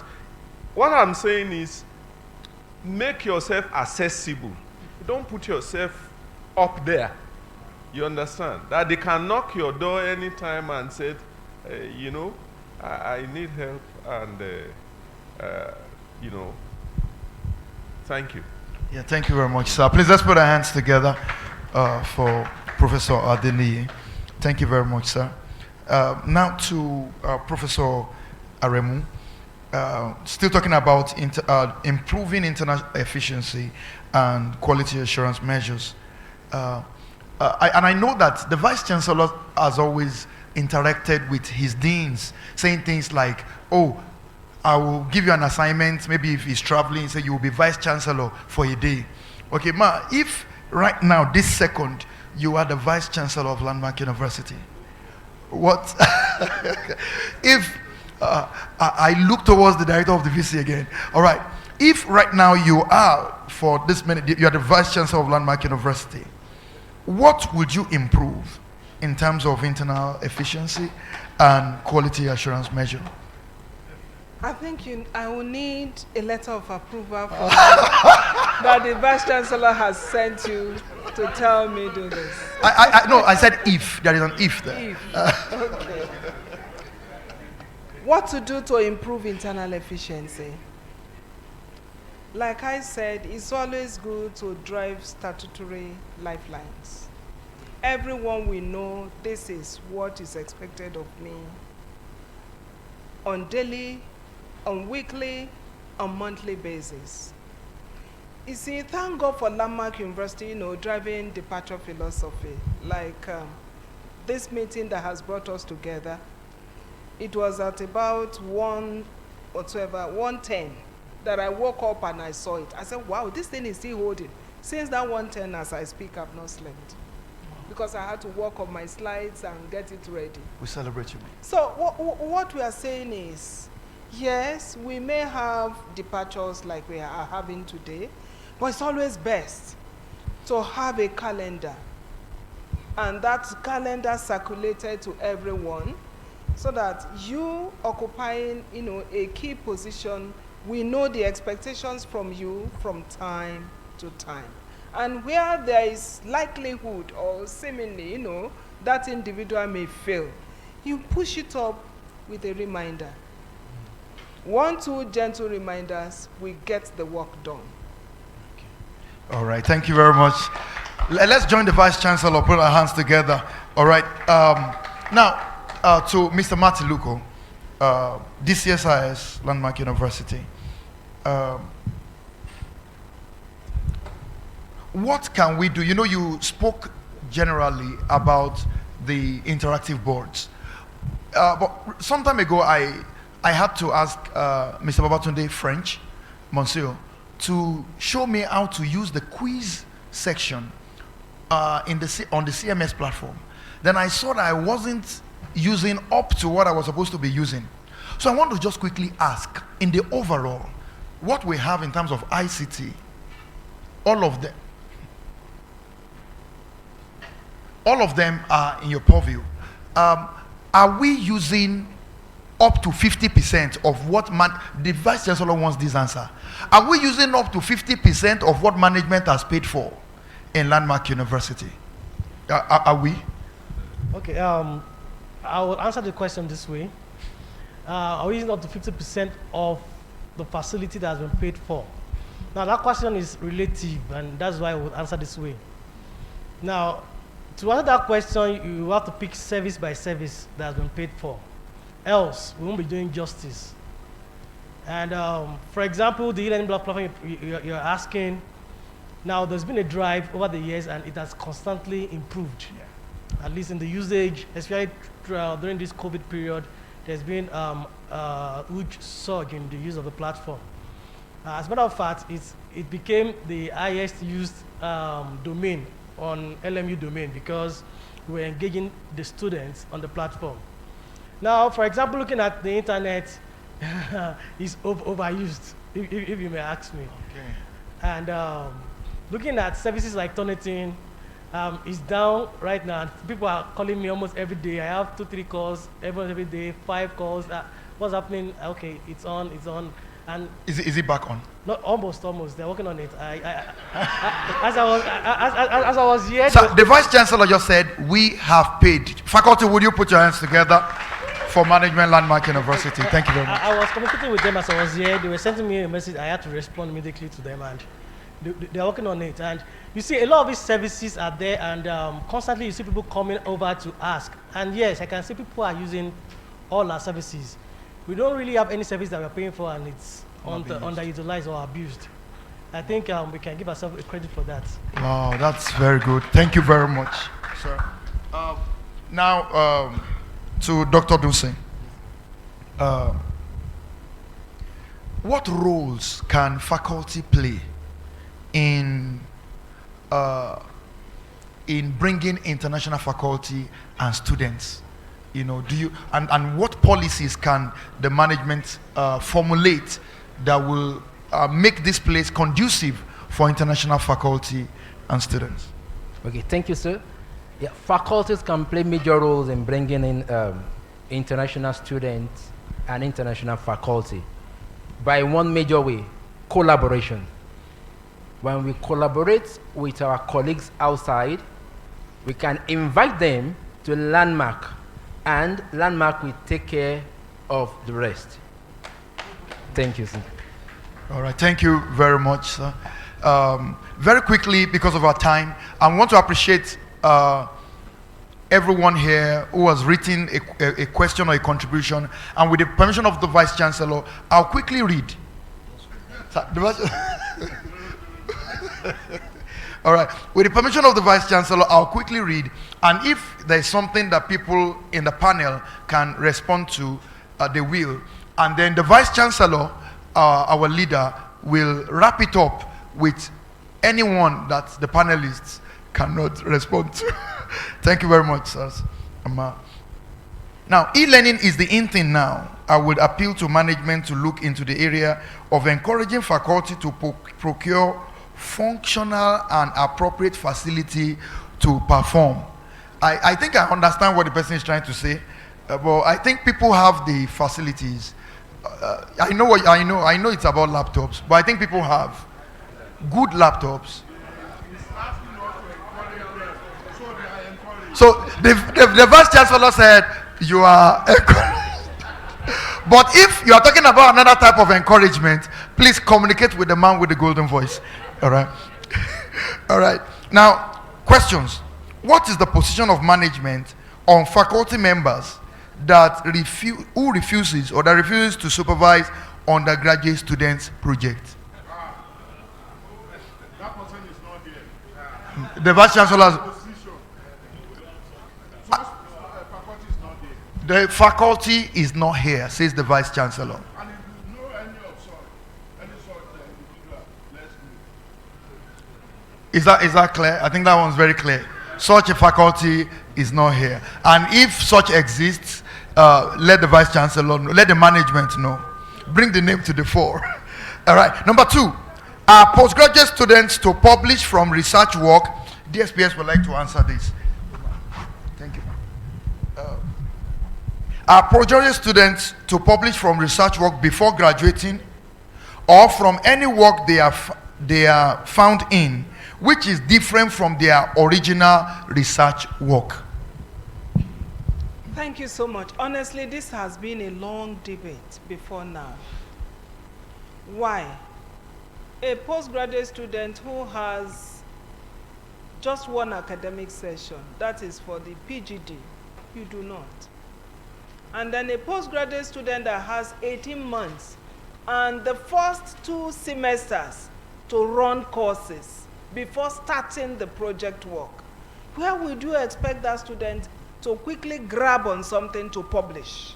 Except, the student's project does not entail long bench work or field work.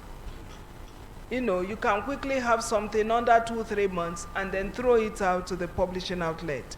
So that's why we are saying these 2 can go.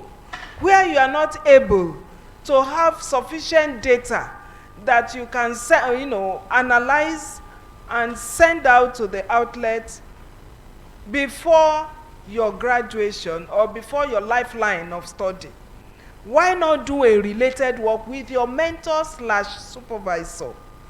You have someone in the department that is doing a related work who eventually will be your supervisor or even a mentor. That research work that individual had done that is related to what you are doing, you can pull it together as a PhD or master student and publish.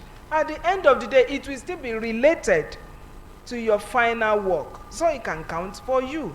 But however, for PhD students, we expect that out of the 3, we're expecting them to publish. At least 1 must be from the work they have done. Thank you. All right, thank you very much, ma. Next is this. With your clarification, can Dr. Tony Nwaji be regarded as an expatriate? Yeah. Yes.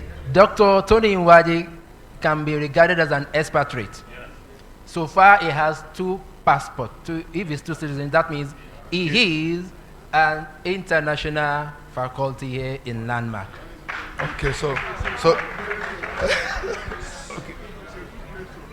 okay, that's a good place to round up because of our time. We have some other questions here, and we'll be pushing them to the Vice Chancellor in case they need attention.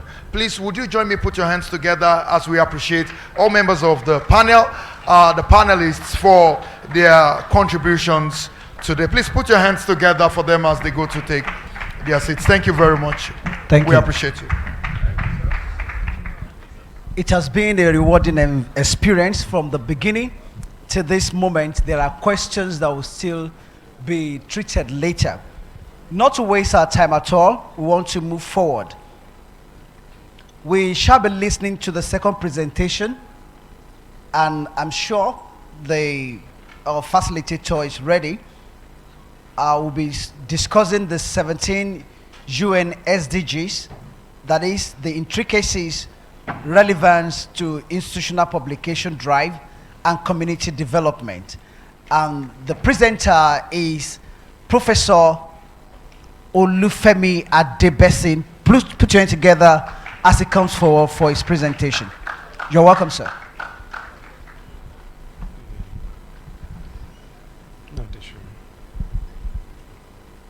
The Vice Chancellor, sir, standing on existing protocols, I want to count this as a great privilege to make this presentation. CSIS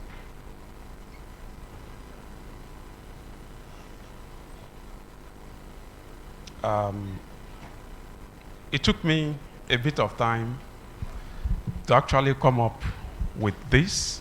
Why?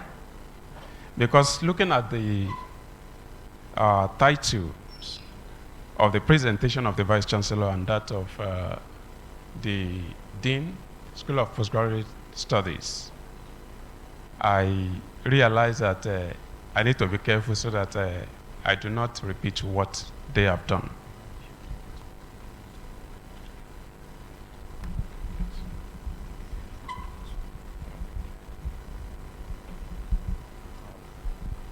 Okay, so while they are trying to sort that out, I will be speaking on the 17 SDGs, intricacies, relevance to institutional publication drive and community development. Okay. Talking about the Sustainable Development Goals, there are quite a lot of complexities and oldness that are brought together as these intricacies because they are intertwined, they are interwoven, and they eat into themselves. As a way of preamble, in the book entitled Who Kidnap Excellence? Who Kidnap Excellence? What stops us from giving and being our best? By Ari Paul et al. He defined 3 families of excellence as a team. One is passion, second is competency, and the third one is flexibility. Passion, inspiring everyone with energy and caring. Competency, ensuring everyone. Okay. Sorry? Okay. Okay. I think I'm okay with this.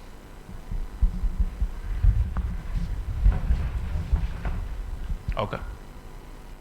So, next, please. Talking about the team that constitutes excellence, passion, competency, and flexibility. As I said earlier, passion talks about inspiring everyone with energy and caring, competency, ensuring everyone has all the skills needed to do their best, and of course flexibility, helping us respond to unique situations whenever they occur. It's on this platform that I want to start my presentation, that I want us to look at it with passion. I want us to ensure that we are competent at driving this, and for us to be flexible in achieving it. I run quickly through the contents, the introduction. We look at the role of universities in achieving the goals, the SDGs and relevant research and community development focus.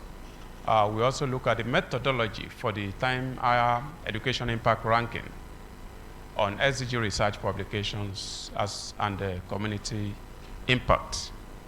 I wouldn't know whether there's going to be a conclusion, but I will be available for any clarification. By way of introduction, the Sustainable Development Goals, also known as the Global Goals, were adopted. I think more of that had been highlighted during the presentation of the Vice Chancellor. It is in order to end poverty, protect the planet, and ensure that all people enjoy peace and prosperity towards the year 2030. The goal of sustainable development is to meet the needs of today without compromising the needs of our tomorrow. However, we cannot continue using current levels of resources, as this will not leave enough for future generations. The university had a role to play in this. Universities have demonstrated to the world during the COVID-19 crisis why their expertise matters and why international collaboration in higher education is needed to solve the world's present challenges. Now is the time for the international community to recognize the fundamental importance of higher education to achieving all these sustainable development goals, which aim at ending poverty, protecting the planet, and foster gender equality, and so much more. By this, universities must dedicate themselves to helping the world achieve those goals, and Landmark University is not going to be left behind. In the past, universities were criticized for working so much in isolation as individuals, but the Sustainable Development Agenda has pushed for better interdisciplinary and multidisciplinary research, as well as the international collaboration. By that year, 2030, the global agenda will require partnership, innovation, and action. We are well positioned to be part of the solution as a university in Landmark. Now,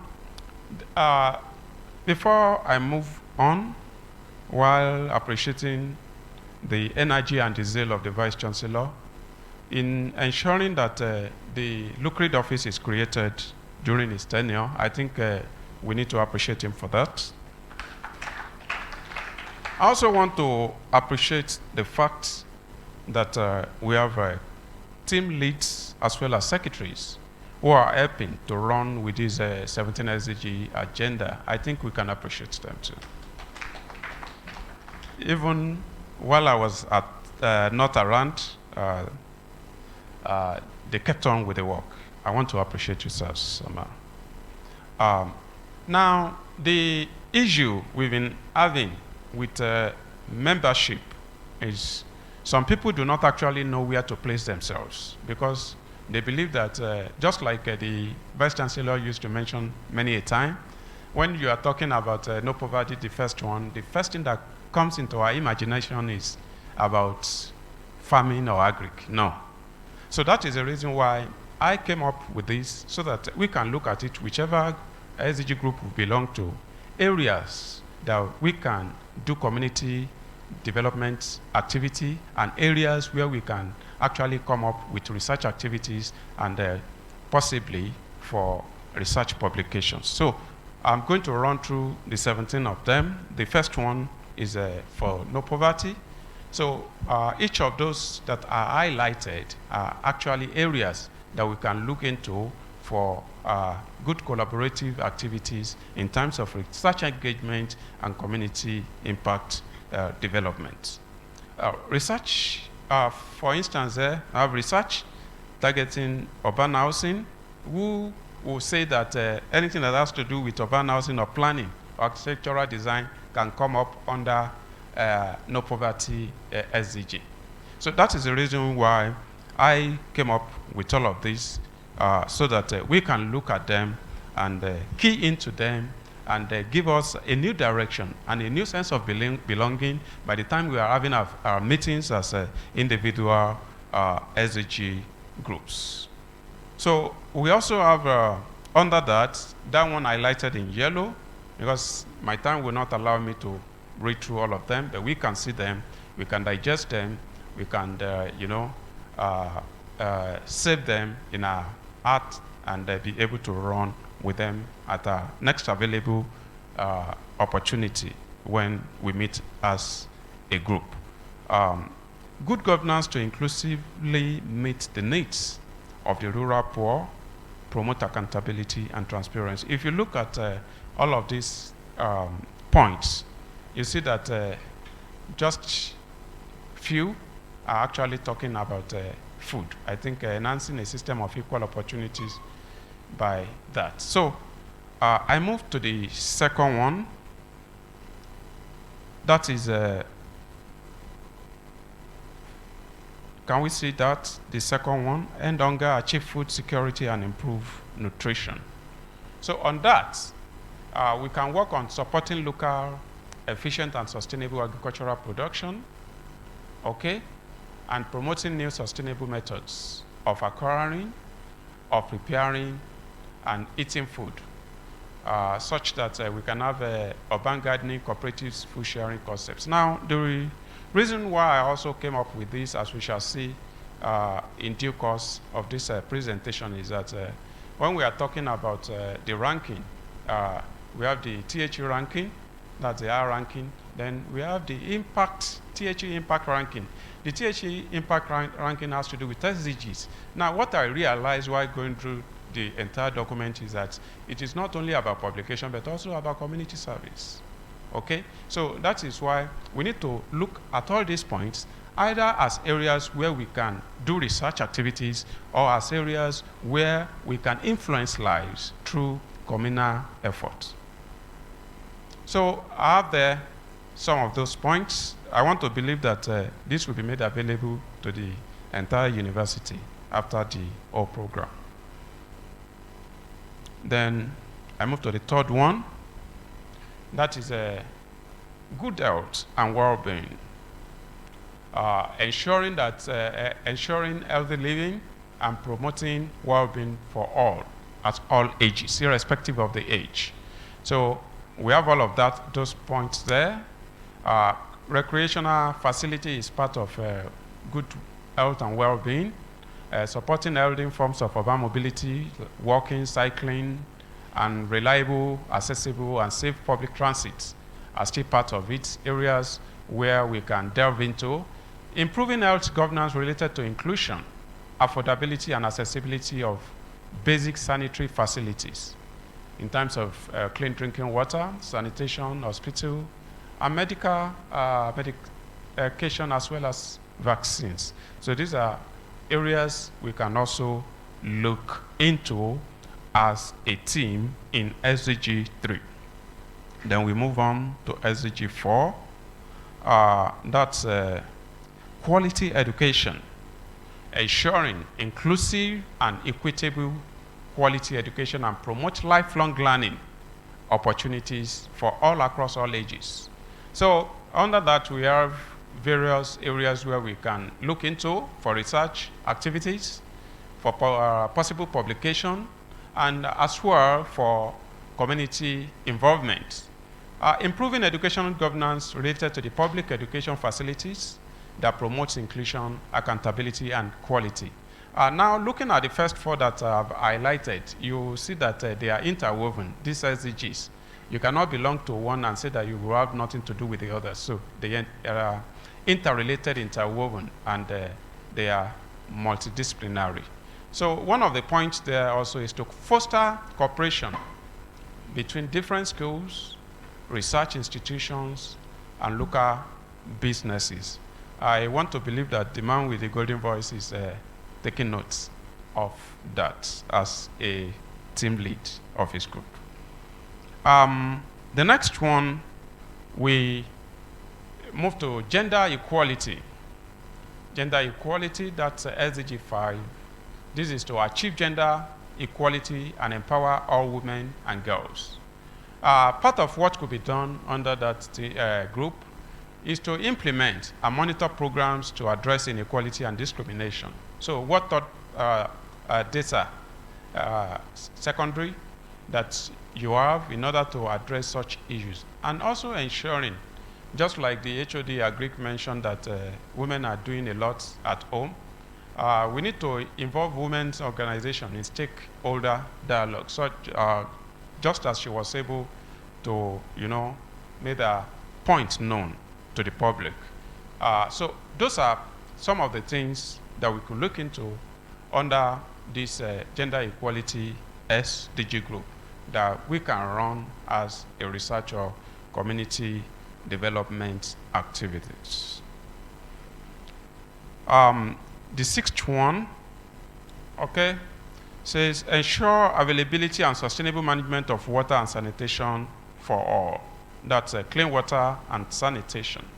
So part of the things that we could look into under this particular group is maintaining existing and designing new water supply systems with a long survey term perspective and dealing with cross-cutting regional problems. This is something that should cut across all the colleges of the university.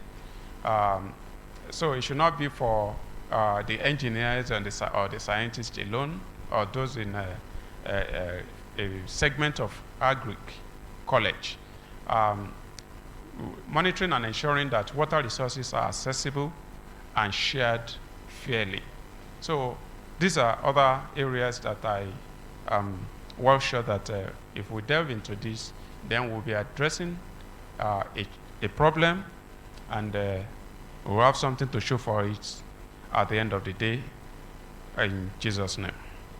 Now, I move to the next one, that's the seventh one, talking about ensuring access to affordable, reliable, sustainable, and modern energy for all. So some of the things that could be done under SDG 7 are to provide awareness, guidance, and regulations to support the energy transition to increase the share of renewable sources. For instance, 100% renewable energy targets is achievable if we are really ready to key into it. And one other thing to do is to promote smart systems that could connect mini grids to building and transport that can be used as batteries. I want to also appreciate Professor Adeniyi. So many a time he had mentioned it that we have quite a lot of wind blowing around there.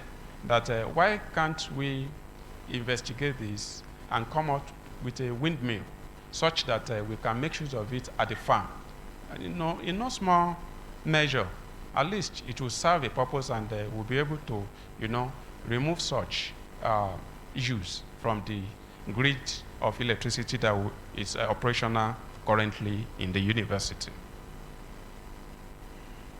Then SDG 8, we talk about decent work and economic growth. So you need to promote, sustain inclusive and sustainable economic growth, full and productive employment, and decent work for all. And I have all those points there, and key among them is to support responsible local businesses which keep money circulating in the community and provide jobs. And of course, just like someone mentioned that our youth are lazy, we need to address the youth unemployment challenges as a country not only as a state or as a university.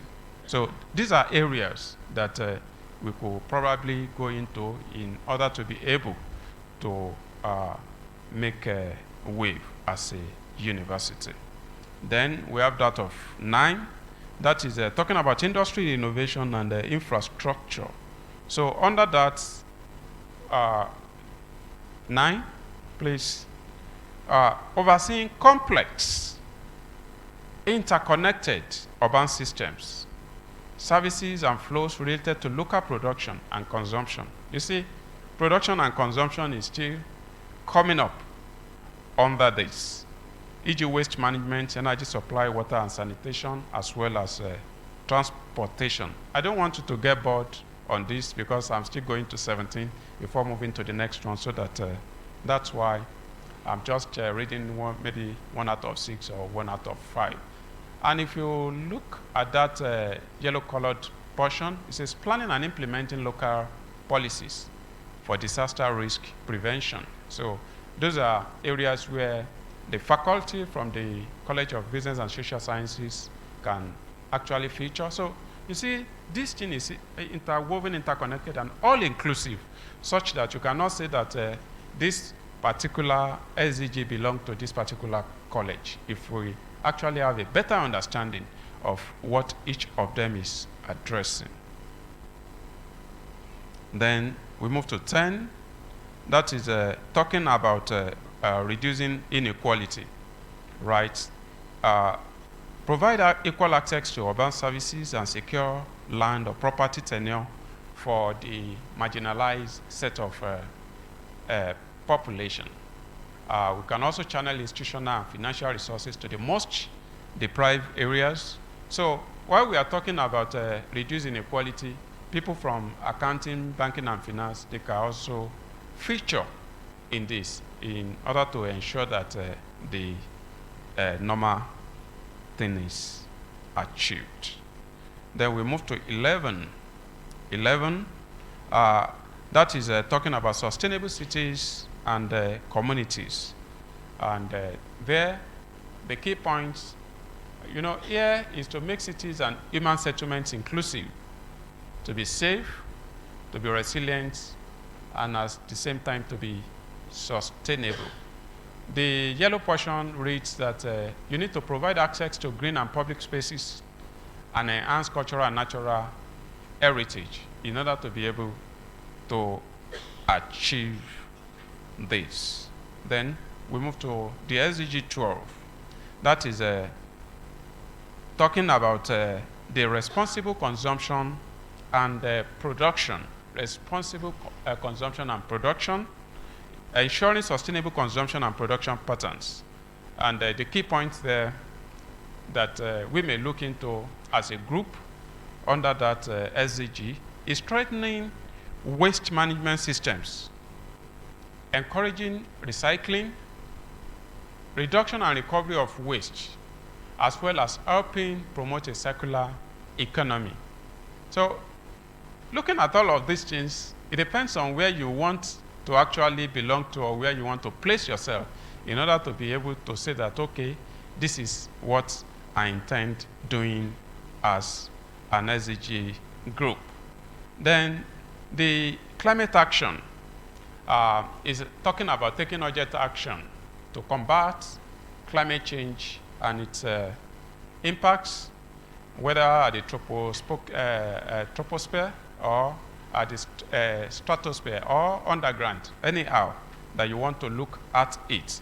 So this is talking about building inclusive approaches to achieve political, economic, environmental, and societal objectives related to climate change mitigation and adaptation. So our research works could be in areas of, some may be looking at mitigating the effects of climate activities, while some may be looking at how do we adapt it, or how do we model some portions that affect the climate activity, such that we can predict ahead of time, such that before then we'll be able to say that, okay, this is the activity that is going to happen at this time and the like. Then we move to 14. That is talking about life below water. 14, implementing integrated water resources management and programs to capture, to treat, and reuse urban wastewater runoff. Next, please, studio. So under that, we have community work that could be done by introducing and enhancing value of ecosystem services as assets, as well as encouraging sustainable fishing practices through municipal procurement. Studio, please. Then we move to 15.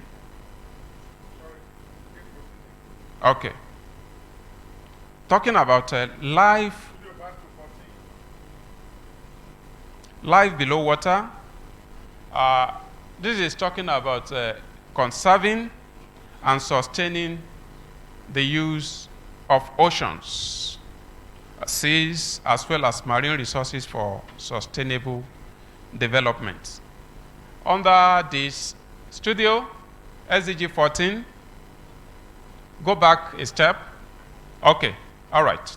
So this is talking about implementing integrated water resources management and programs to capture, to treat, and to reuse urban wastewater runoff. A good area where Landmark University could come in is through the dam runoff towards the teaching and research farm. I want to believe that there is a lot of activities that we can actually do there, and we can bring up research papers from there, and there are things that we could benefit as well as economic gain from that end. We move to the next one, 15.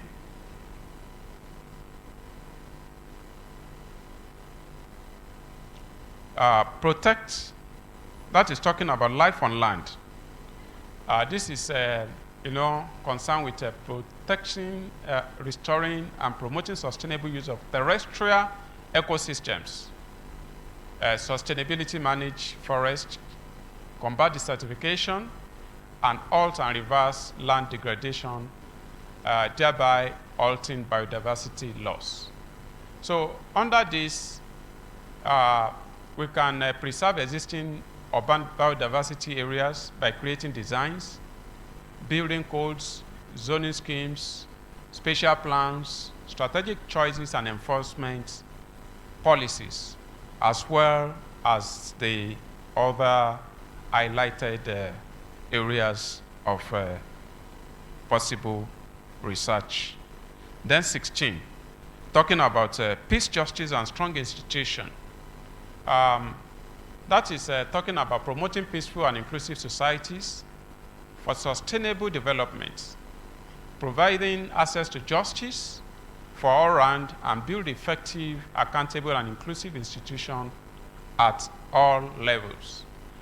Here, we need to ensure that all local groups have equal access to public services and opportunities to exercise their own rights. This is a research area for most faculty in the College of Business and Social Sciences. And of course, the last one, that is 17th, that is talking about partnership for the goals that encompasses all the first 16 SDGs, building close networks with local governments and international bodies, as well as the private sector and the civil society. Now, how am I coming up with all of this?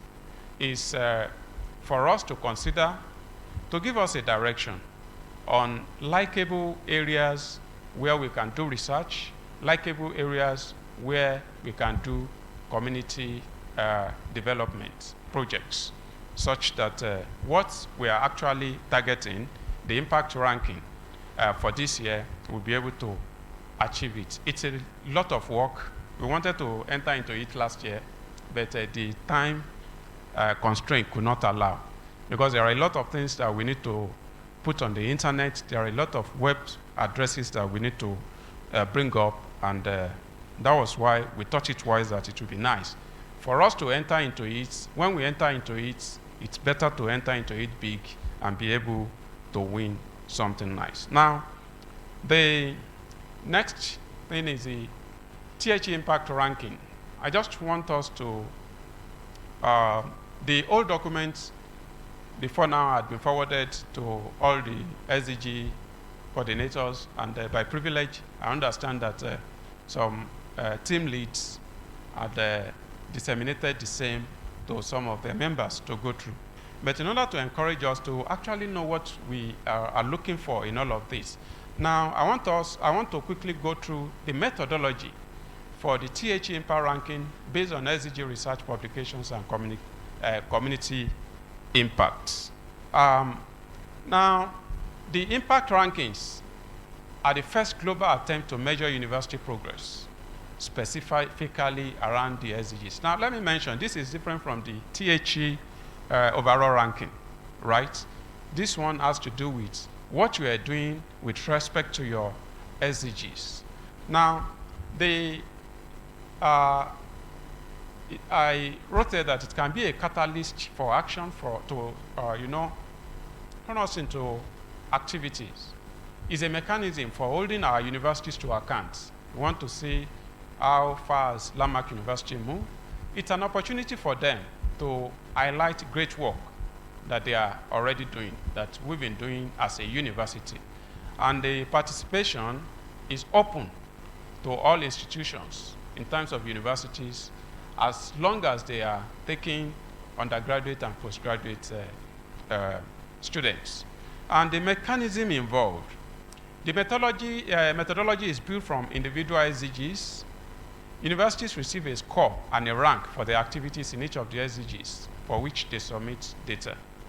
Participation in the overall ranking requires universities to submit data, at least 4 SDGs, and one of them must be SDG 17 because it encompasses the other SDGs. So 3 other ones. Now, the way they do it is this. Even if you submit for all the 17, they will pick that of 17, and they will rank all the other 16. Then they will pick the best 3 out of those ones and add to the 17 so that it will make for it. Is based on that one that the university will be ranked, just as indicated there. SDG 17 is compulsory for the ranking, and it takes 22%. The other 3, each of them takes 26%, and a total of 100%. Now, when we calculate the overall score, we assign the following proportions. SDG 17 is 22%, just as I've highlighted, and for the other top 3, even if you submit for 8, they will pick results for the top 3 in ranking you. Then I put here the methodology for the impact ranking continuum, a case study of SDG 1. I want us to quickly look at that because of our time. I won't have time to run through the entire 17, so that was why I put only for SDG 1, so that we can look at Now, why your research keyword is important, it is pertinent to mention here that most of us, when we write research papers under keyword, we look for keyword under what is under the abstract, isn't it? It's wrong in the current dispensation. You should have a consistent keyword, apart from those from the abstract. I will show that to us. So, for instance, under no poverty, these are the keywords that they were looking for. Those are the keywords that will be picked for you from online, for you to be ranked for SDG 1, in terms of a document pick. So, because it's talking about no poverty, so anything related to poverty, veterinary nutrition, cancer staging, cancer patient, because when you have that, God forbid, when someone had that and he had spent all the money, he will be in need. So that is why that is all that they are looking for. So there are areas on the net where you can actually click on these things and you will know which keyword. So, for instance, if I'm in this research group, I may be using healthcare delivery as my keyword consistently for all my papers. So it will pick that for me, okay, as we will see. Then the other portion of it is this, the keyword query. The keyword query, that is from 1 to 16. 17 is left out of it because 17 is compulsory for the ranking. Now, for one that we are looking at, it could be extreme poverty, poverty alleviation, poverty eradication, poverty reduction. So it is necessary for you to know the specific keywords that THE impact ranking is actually expecting for each of the SDG groups, such that it can be captured accordingly. Even if your thesis, if your manuscript that you have submitted for possible publication do not have any of those extreme poverty, poverty alleviation under the abstract section, okay? It is still necessary for you to add it to part of what you are going to extract from the keyword. I'm going to show you the importance of that or the advantage. Now, to the next slide. Now, I showed the keyword advantage towards research recognition. I'm using an example I'm so used to. That's my field. The keywords are that long arrow, magnetic field, ionospheres, sunspots. So people in my field, if you want to be cited or you want to be known with that area, then you must be citing maybe ionosphere on all your publications. Now, with that, look at the list of authors, the first 10 in Nigeria using that keyword. And good enough, that's Professor Adeniyi coming first. That's from Landmark University. Number 4 is from Landmark University. Number 7 is from Landmark University. And number 9, those arrows, is from Landmark University. And just as mentioned during the chat, Prof was being asked a question about mentorship. It may interest you to know that the whole of number 2 to number 9 passed through number 1. And out of number 2, 3 to 9, 1, 2, 3, 4 of them are professors. So you could see the power of positive mentoring. Okay? So that is with respect to national. Let me move on to the next one.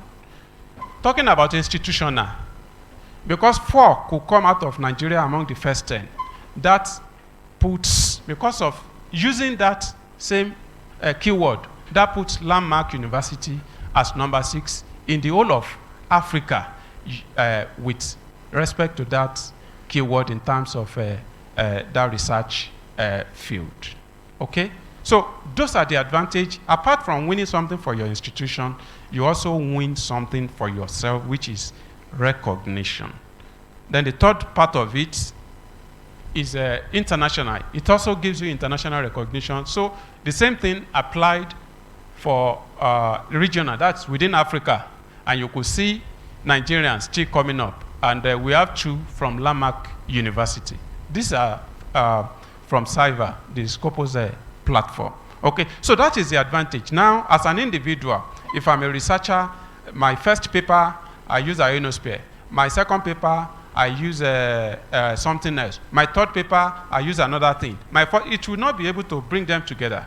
Okay, but if you are used to having a particular one, even if it is only one, okay, added to those other ones that reflects in the abstract, then you are going somewhere. It gives you good recognition. Now, going back to SDG 1, why the measurements? Over 10% of the world's population live in extreme poverty, unable to fulfill the most basic needs. Therefore, food, health, education, access to clean water, and sanitation is of essence. Universities, however, need to be able to demonstrate how they are helping to address this problem through their work, through their research work, and through their community work. As employers and economic hubs, universities, therefore, have a direct role and saddled with the responsibility of reducing poverty in their communities. It is a responsibility. Apart from our teaching, research, and community impact, enterprise is also coming up. So by giving people from poorer backgrounds quality education, they help to remove intergenerational poverty. Then what metrics are being used? For SDG 1, the metrics being used, 1, research on poverty. So they are going to look at papers co-authored with low or low middle income countries. That's score you 1. Remember that it is 26% for each one, maximum. So that scores you 1.82%. Okay? When you look at no poverty publication, so they look at your publication type, whether it's a paper, a review paper, a conference proceeding, book or book of abstract, or contribution to book. Based on your citation, that will score you 2.6%. When you now look at no poverty number of publications, you know the publication type will score you 2.6%. Then the publication itself, for coming up under that SDG, will score you another 2.6%. Then you look into the other one, proportion of students receiving financial aid to attend universities because of poverty, whether undergraduate or postgraduate, will score you 7.02%. So what Landmark University has been doing, what Oyedepo Foundation has been doing, okay, had something to do with our ranking on the THE impact. So we never knew this. We just believed that it's just about publications. But now we can understand better that the publication as well as your community impact. I will tell us a bit about what is meant by the financial aid. Now, the university anti-poverty programs, 5.98%, like paying the school fee of some students by the chaplaincy, all of that. So those are some of the data that we are going to collect and feed online. So those are the things, because they will not come to us, okay, to ask us, but there are specific locations where we need to put those things so that when they need them, they just take them. Then community anti-poverty programs, like so 5.98% as well. So this makes a total of 26%. So when we go to SDG 2, they have their own separate ranking too, but because of time, I may not be able to go into that. Now, the definition for the financial aid, maybe you give tuition assistance to students, you give bursaries to students, you give low interest loans, you make work study funds. You know, we are doing all of these things, but we never realized that these are some of the things that will go into our archive for this ranking. We give grants. Staff go on conference grants. Then scholarships, vouchers for study-related expenses, as well as support for some of even our students and faculty. So these are some of the things that will be fed into that website for the proper ranking. Now, looking at SDG 1, it has a lot of link to other SDGs. Next slide. SDG 1 relates widely to other SDGs. Since the poorest people are most at risk from the direct experience of a lack of sustainability. For universities, SDG 1 can be related to education, equality, and economic growth. Poor people are most likely to suffer from hunger. That's talking about SDG 2. And lack of access to clean water. That's SDG 6. If we continue moving on and on, you'll see that we'll mention all of the SDGs. Then, of importance is the SDG 17. Next slide. So for SDG 17, that's during the inauguration that we did then. That's the SDG, that's the Vice Chancellor there being addressed by the SDG coordinator, Dr. Lawal, myself, and the secretary of that SDG 17. So Dr. Lawal, you have a great deal of work to do, a serious one, just like myself. Sustainable development is a responsibility of every part of society across the world. So, but this cannot be achieved without linkages where your SDG comes out from. So, but institutions, government companies, as well as universities and NGOs are also meant to be part of this. So we are now looking at ways in which universities support the SDGs through collaboration, the promotion of best practices, and the publication of data and evidence for all of this. Now, when you are putting on your application, they will ask that, do you have this? It's a yes or no answer. You put yes. Then they will ask for evidence. That is when you take them to what you have put online. So CSIS is going to help us a great deal because there are over that of CU, there are over 10 websites addresses that we saw that we need to create for the purpose of applying for this impact ranking. So SDG 17 explicitly relates to all other SDGs. Everyone needs to come together, government, civil society, scientists, academia, and private sector, to achieve the sustainable development goals. The question now is, am I going to conclude? I doubt not. Why? Not until we enter into the ranking and we have that report. It is only then that I will conclude. But now, the only thing I can say is thank you for your listening attention.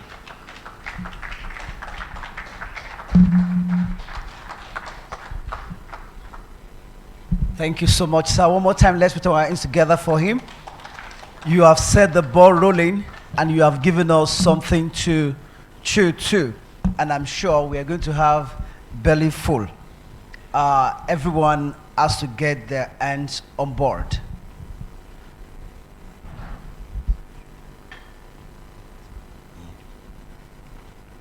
So because of this, we shall be setting up a panel, and I'm sure they're going to have things to feed us with. Without wasting any time, I'll be calling these personalities to come forward. Moderating this segment is Professor E.S. Ajishegiri from Agriculture. Please put your hands together for him.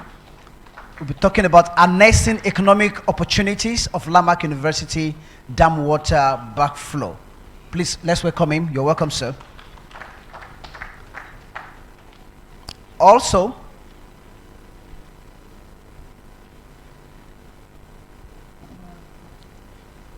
then we have our deans that'll be coming up. Let's welcome DCAS. Put your hands together as Professor Bamiro comes forward. Then also DCOE. Please, let's welcome the dean. You're welcome, sir. Then also Dean CPAS. Put your hands together as we have the Dean CPAS. Then also the Dean CBS. Put your hands together as he comes forward. You're welcome, sir. I'm sure that Professor Adebeshi also will be joining them. Please, let's put our hands together as we welcome Professor Adebeshi joining them this afternoon. You're welcome, sir. So to our moderator. Yeah, thank you very much, sir. It's a good afternoon to everybody.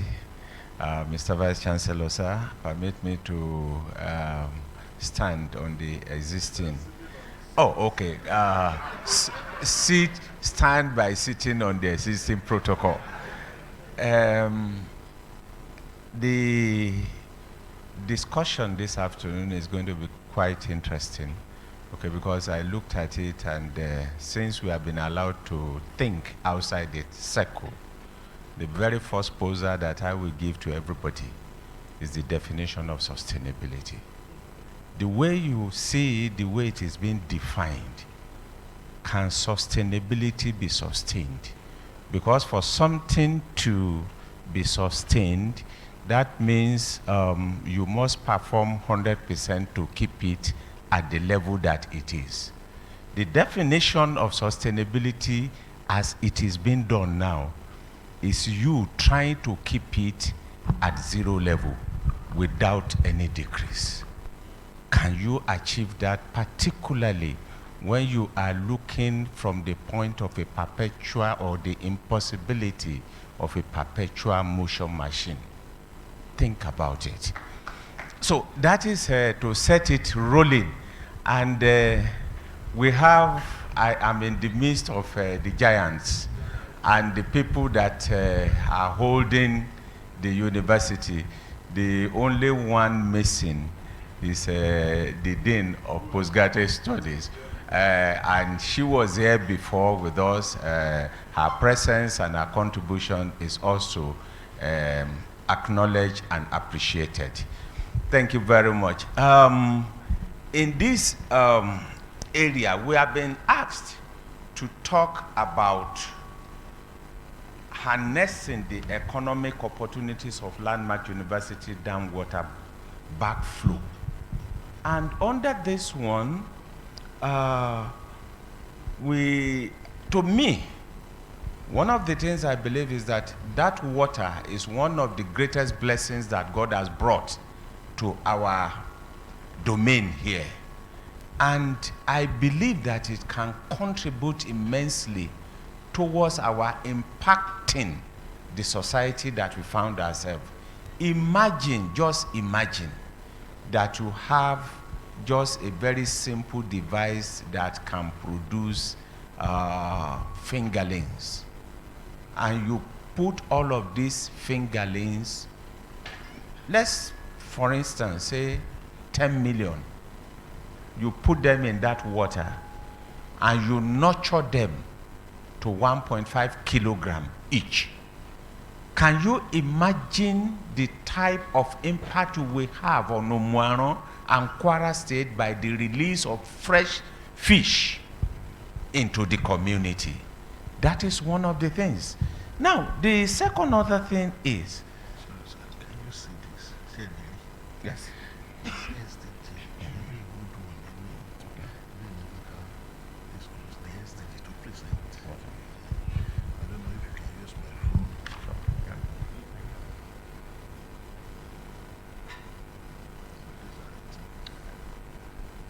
And we will be discussing this one, okay, within the context of the SDGs that have been given to us. Now,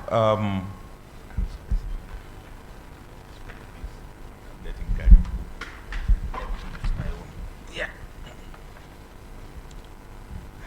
Sorry, Mr. Vice Chancellor, I have made the arrangement for your phone to be returned to you because it's too hot for me to continue to hold. So let me rely on. We never can tell the type of call that you may be expecting and all the other thing. So, sir, I want to start from the Dean of Agriculture. Okay, if we are in this situation and we have the mandate to pursue SDGs, all of them from 1 to 17, 17 being the one that will be the summary of all of them. Can you tell us, please, within the next 3-4 minutes, what will be the contribution of food and agricultural investment on the frontier of hunger, climate change, poverty reduction, and the effect it will have on the poorest people that we have in our society? Thank you very much, the moderator. The Vice Chancellor, sir, thank you for this opportunity. Of course, like the last presenter on the Sustainable Development Goals, talking about poverty, and one of the things that the slide showed is 10% of the world population is actually operating below poverty level. Okay.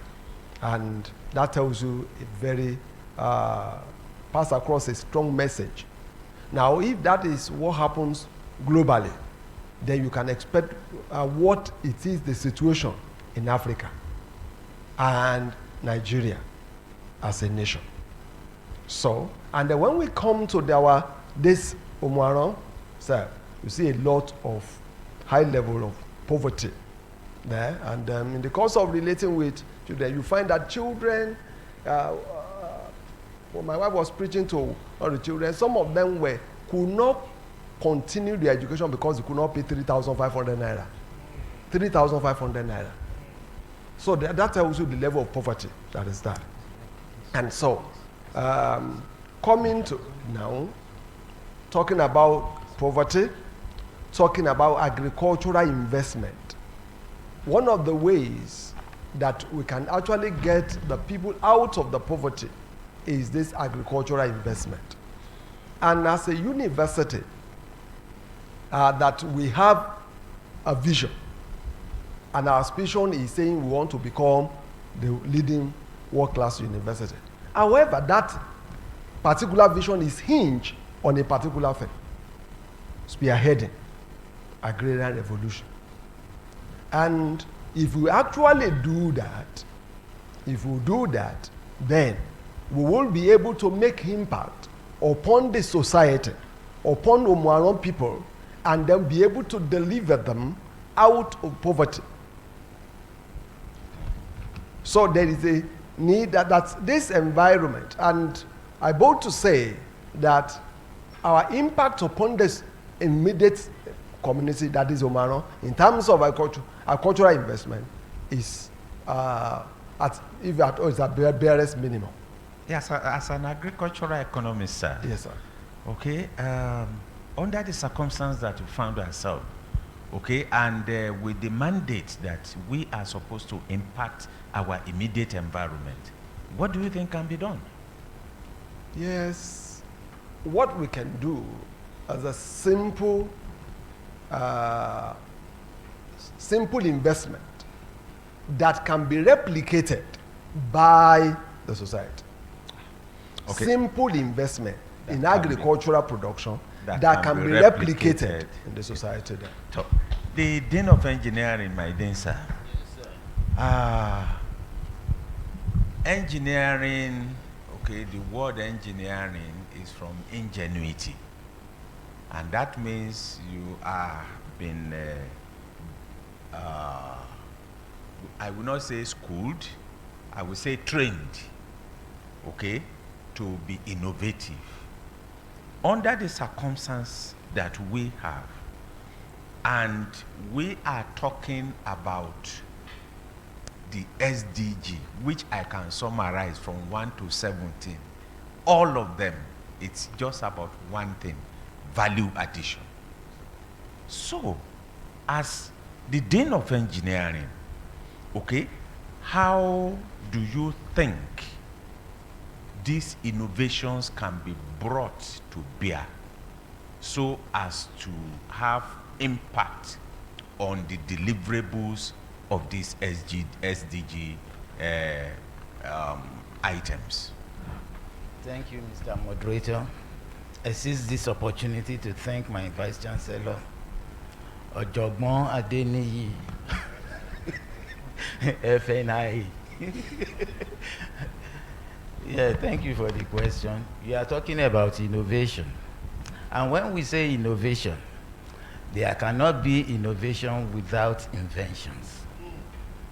Because you have to have something on ground that you want to add some values to.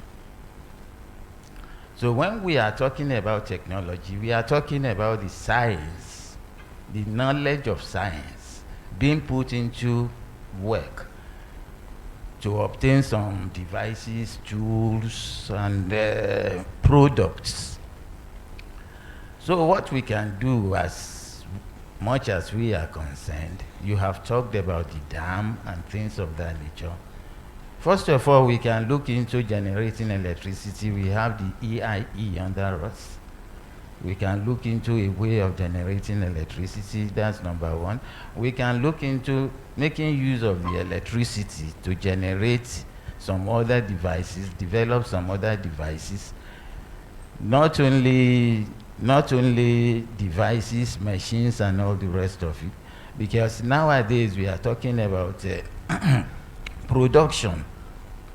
We need to improve on production processes. We now have computer,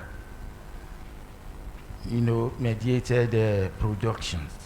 So if we can make use of the electricity and come up with some computer programming to run some processes and make things cheaper, make tools cheaper for the populace, that will be a way in which we can go. Thank you very much, sir. We appreciate you, but before I let you go, okay, so that it will not be as it was in the beginning, so is it now, and God forbid that so shall it continue to be. We have a landmark. This year we're going to celebrate 10 years. Engineering has been in existence with all of these ideas that you have, and yet there had not been any impact, appreciable impact, that we have on the society. What do you think is the problem, and what can be done to solving this, or to alleviate at least this problem using the technologies that you have enumerated? Thank you very much, Mr. Professor Moderator.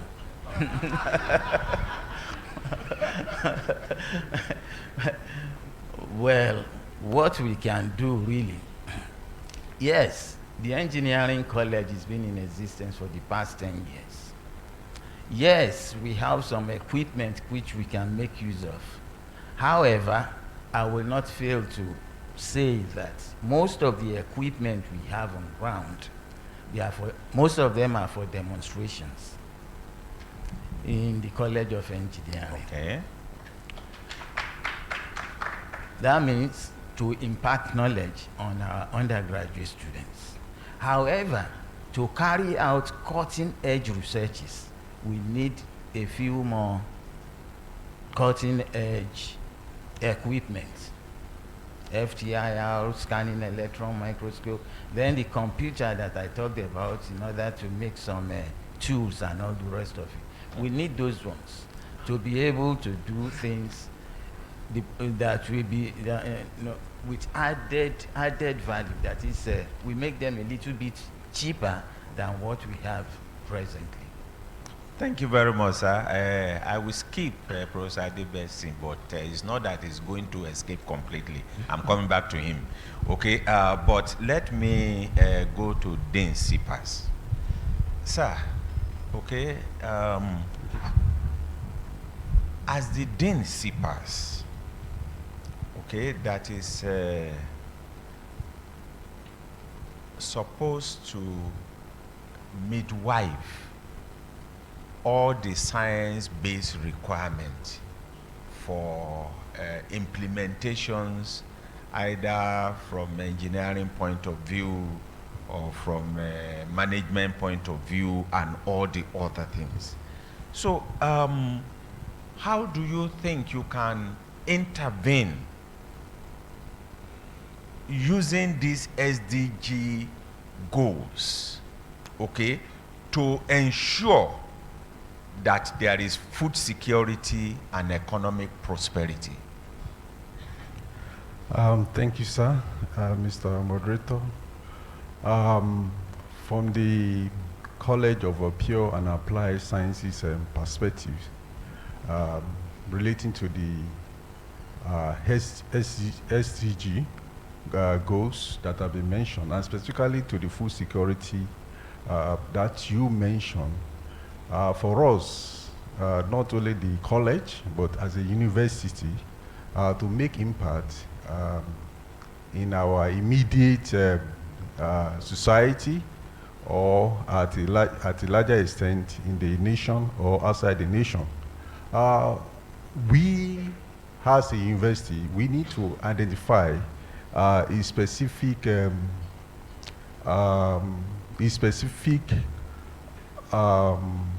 product or crop that we can take a competitive advantage on, and that at the end of the day, it will be known to be a landmark. For instance, maybe we are going for a rice, it will be landmark rice.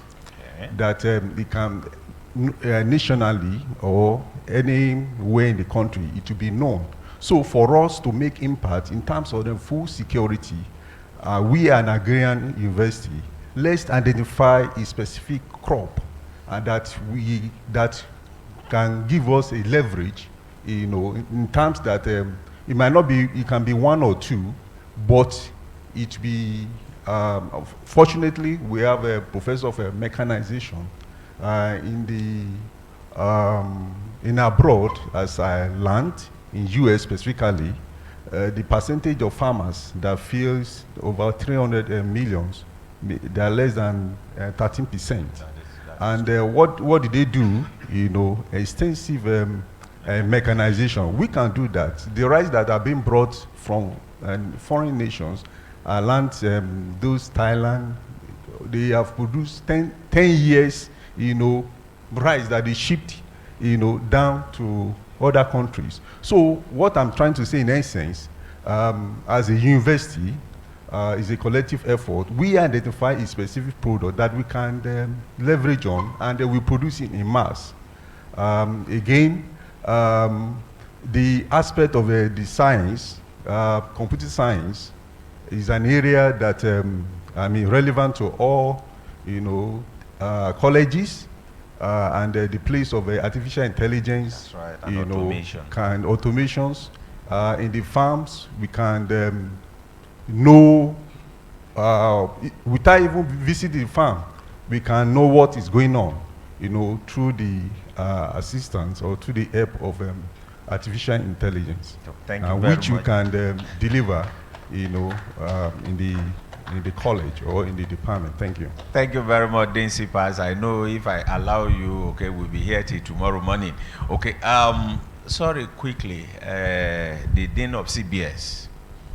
All right. I am sure you are aware that there are challenges with agricultural production, particularly when we are talking in terms of safety, herdsmen, incursions, and eating up of crops and all these other things.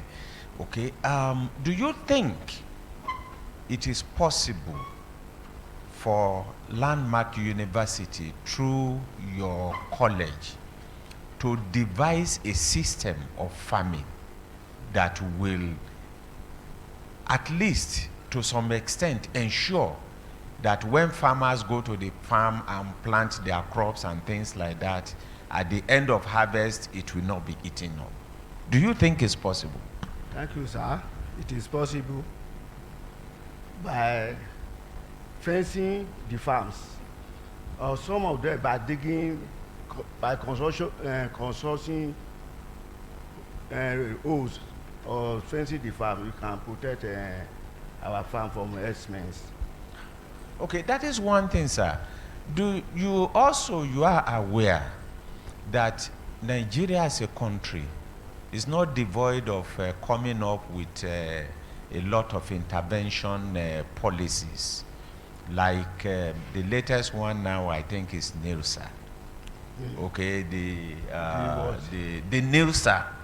Okay, that is the outfit that is giving loans to, small loans to agricultural productions and all the other things like that. But it appears as if the effect is not felt at the grassroots. What do you think is the management approach that can be given to ensure that money gets to where they are supposed to be used by the poor farmers? Thank you, sir. The problem that is that they don't consult the farmers.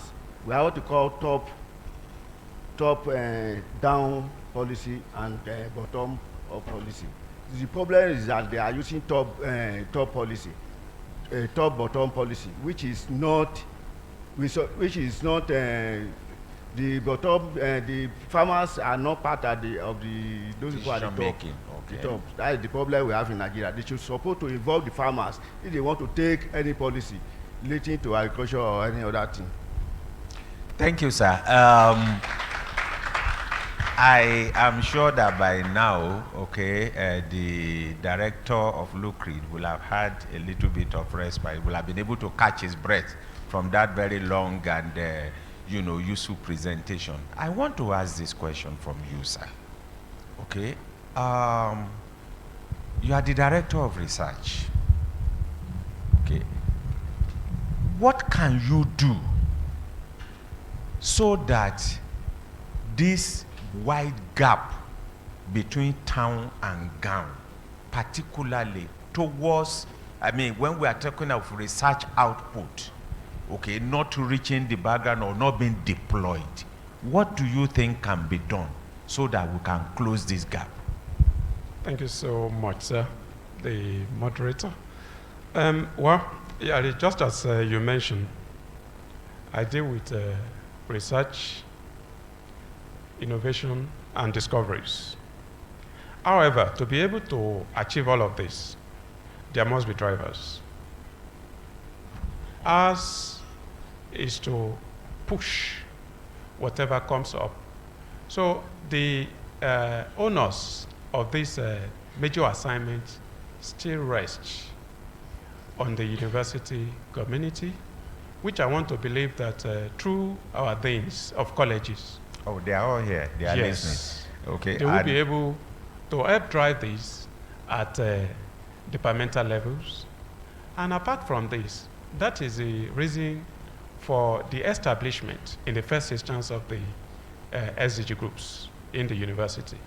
Now, one thing that we need to do in order to be able to break this gap or to reduce the widening of this gap is for our colleges not to see the SDGs as rivals or as rivalry team or as rivalry group, but to be able to see them as agents that are able to help them drive whatever decision in terms of research activities that they want to make at their college level.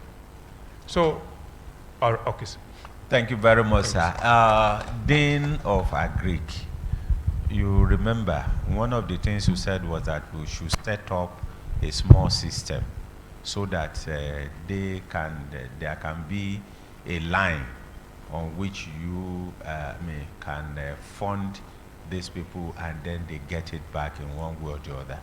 The little time I spent on this planet, particularly in this country, Nigeria, is that even when you set up a credit facility line, okay, there are people that are always there to mop it up and make sure that it doesn't get to where it's supposed to do. So this your innovative idea, how do you think it's going to run successfully?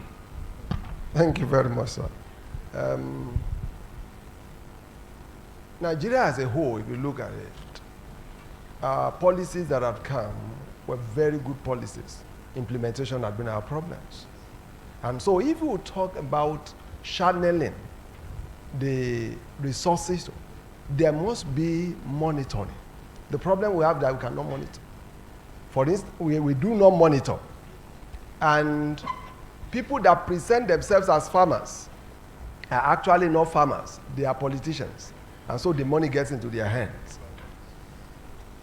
All that, if the government is doing one thing and they want to send the money down to the farmers, it will never get to the hands of the farmers. It will never. But to get to the hand is that, okay, you want to get it to the hands of the farmer, there must be a group in there. For instance, if it is, we are talking about farmers in Omu-Aran, then there should be a body within Omu-Aran. Is it supposed to be a new body form or part of those ones that are in existence? No, if it is the part of the existence, it will be swallowed. So then how are you sure that those ones formed will not follow the same pattern? No, we might not. You see, that's as a nation. Now, that's globally. We can. Now, out of the Nigerians, it's not everybody in Nigeria that is bad. It's not everybody. We still have one or two people, okay? Now, all that we need to, the issue is that all of us now, if we talk about politics, we have run away from it. And then so, the people that are bad, the bad eggs, are actually running it. And so we need to also look at a way that some of us will also come and be an agent through which that resources can also pass through to the channel. Now we need to. And our university, for instance, the NASA that you mentioned. Now, if the university, as a University of Agriculture, can plug it in, there will be a channel through which resources from the World Bank, the central bank, can actually flow into the hands of the local farmers here. We can actually do it. Thank you very much, sir. The Dean of Engineering once again. Yes, since you have been trained to think outside the box and being a member of faculty of your college, I know for certain that there are so many innovations that are on the shelf. So as the Dean of Engineering, can you suggest very simple ways by which those innovations from the shelf can get to the grassroots? Thank you very much, sir. First and foremost, we need to identify which are the innovations that are on the shelf. After identifying them, then we go on to patent them. After patenting, we can set up a small shop within the campus to test run whatever has been produced. So after test running, we can now look for investors to buy our products. And if we don't get investors, the university, through investment, LMU, whatever, can start a middle-level industry to run whatever we have produced. Thank you very much. Thank you very much. I appreciate it. Dean CBS, I'm back to you. Okay. You see, this economic prosperity thing, okay, is it achievable? If it is, what do you think is the role that Landmark University and your college can play? Thank you, sir, for that question. We can achieve it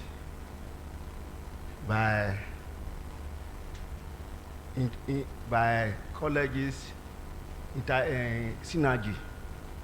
What the department and College of Agri Engineering, Pure and Applied Sciences are doing. We in the College of Business Sciences and the College of Social Science, Business and Social Science must be able to be on the platform and move the university forward. So the product from Agric, from College of Agric, can be marketing by the College of Business and Social Sciences. What can I say? Thank you very much. Dean Sipas, Landmark University is a family.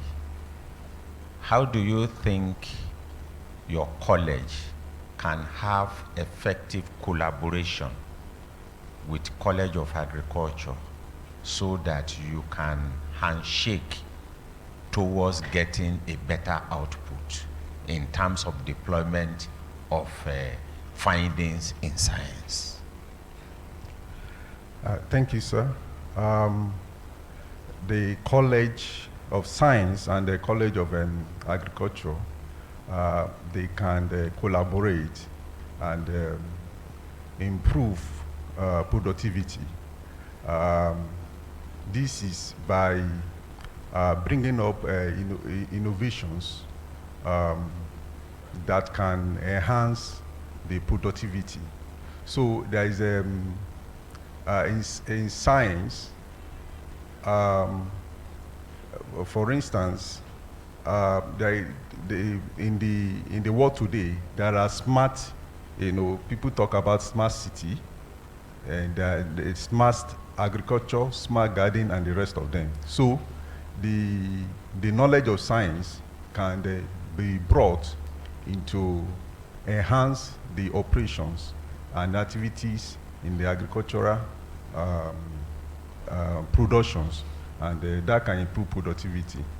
Thank you, sir. Thank you very much. Okay, our time is well spent, and we believe that we are running out of time, but we will give just 1 minute, okay, to Dean Luke Reed, or Director Luke Reed, to give us a summary. He is the repository of all the SDG findings, okay, to give us a summary on how we can get the best out of the outputs of all the researches in the SDGs. Thank you, sir. Thank you, sir. Just as I mentioned earlier, the SDG groups were inaugurated with the mandate, one, to be able to bring up innovativeness in terms of research activities. That is one.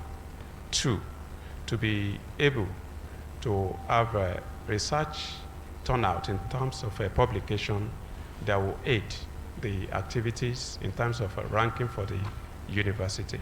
And three, to be able to help individuals who are just coming up, to come under mentorship with a senior faculty, such that they will learn the art in the act, okay? And as such, at the end of the day, they will be able to raise their heads to that I'm a researcher par excellence. So those three mandates are the reasons why the SDG team was created in Landmark University. However, the advantage of this also is because while the Vice Chancellor was inaugurating the SDGs, we never thought of having anything that has to do with ranking.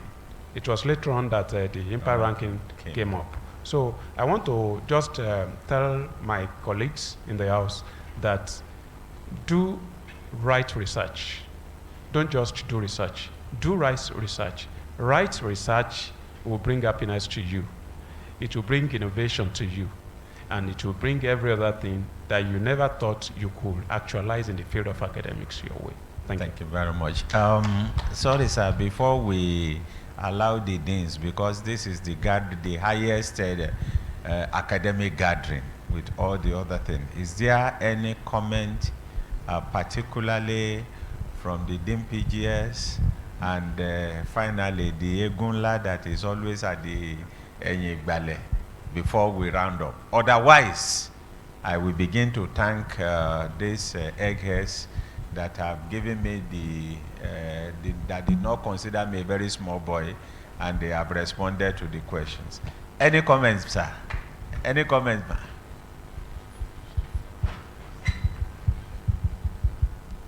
Thank you, sir, Professor Moderator. And I want to thank our deans for a robust discourse. I think the vision is getting clearer by the day. It's a line upon line. Please sit down, sir. Precept upon precept. The Bible says, here a little, there a little. I believe our university will be thoroughly furnished. I want to especially appreciate Professor Deber Singh for that presentation. It's one thing, that's why it's always good to have 2, 3 good heads thinking together.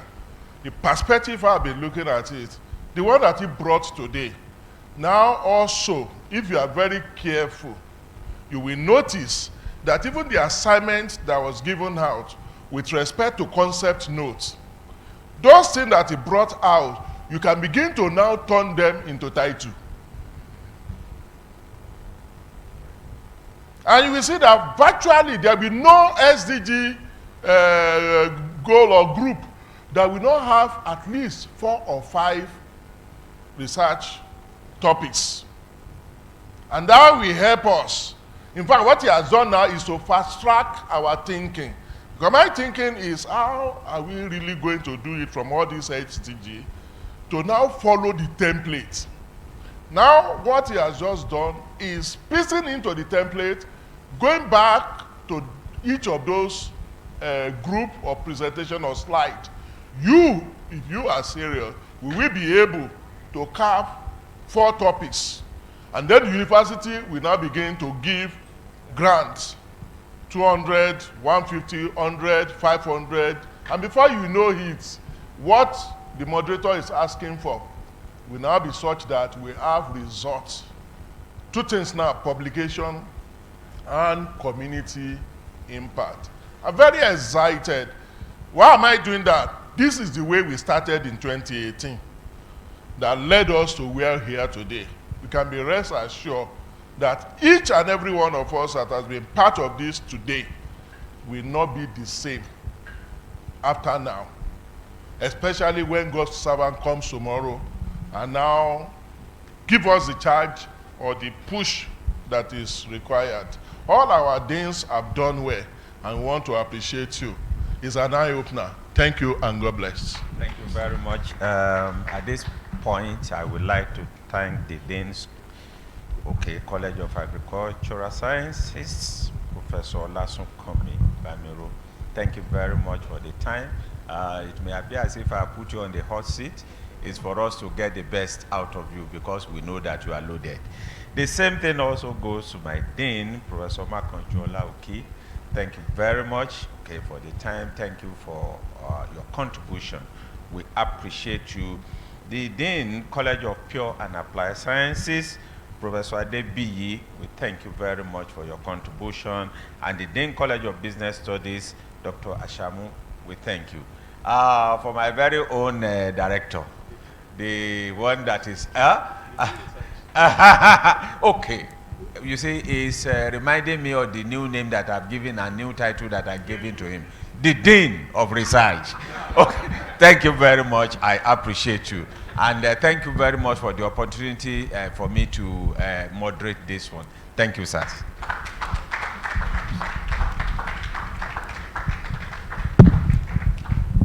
So gradually we are moving towards drawing the curtain of the program for today.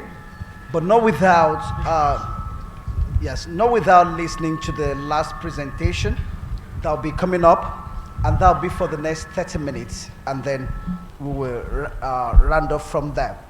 We'll be listening to Understanding the Imperatives of Quality Assurance and Academic Protocol in Teaching, Assessment, and Grading, and that'll be presented by Professor Adeyemi, the Director, Academic Planning.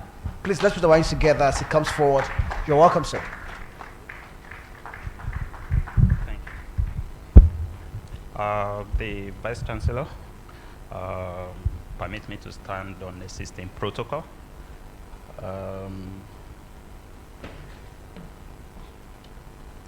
The topic I've been given today is understanding the imperatives of quality assurance and academic protocol in teaching, assessment, and grading. Well, thank God that we're all academics here, and this is what we do, and this is what we will continue to do. We have been doing it before now, and we will continue to do. But for us to put it in perspective, to be able to put it in perspective and then in context, and that is why this presentation is coming at this time. Thank you. So briefly, this is the overview that I'll be going through, and thanks to those that have presented ahead, the VC's presentation and that of the registrar as well, and the DSPS as well as the director, Luke Reed. They have actually done part of the job, part of the things that I should be doing, and they have mentioned it, because talking about globalization, talking about internalization, and also talking about ranking. If we are looking at ranking and appearing in THE this year, then we need also to pay attention to teaching, learning, assessment, and grading, because that is a component on the ranking component of the ranking requirement. As an overview, just like I mentioned, as in this contest, we're basically looking at the step-by-step guidelines. You will all agree with me that in academics, we talk about protocol. And everything that has to do with academics has to do with protocol. And that is why we're going to be looking at the step-by-step guidelines or process that actually lead to attainment of quality of teaching and learning and all academic outcomes. Because as a university, now let's domesticate it. As a university, we actually produce graduates, and that is our product. And we should be able to beat our chest anytime, any day, that what we have put into those graduates or what we have put into those products, we can stand by it anywhere. And that is why we're going to be reviewing together what we have been doing and to put them in proper perspective and how to do it better.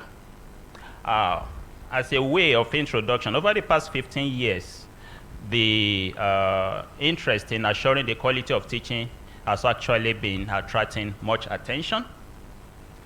And why is this so? It is because as a university or higher education institution, we tend to the needs of diverse stakeholders. We are the one that actually provide the manpower and the competent workforce or informed citizens, and then we impart knowledge. So it is expected that our product or our graduates actually contribute to the socio-economic and development of the nation. And if that is the case, then we need to pay attention actually to how we do that so that we ensure that we are actually doing it according to the standards. And when we are talking about standards, they are not just standards that are internal, but we also need to, sorry sir, maybe, okay, maybe I should do the way Professor Adebeshin did it.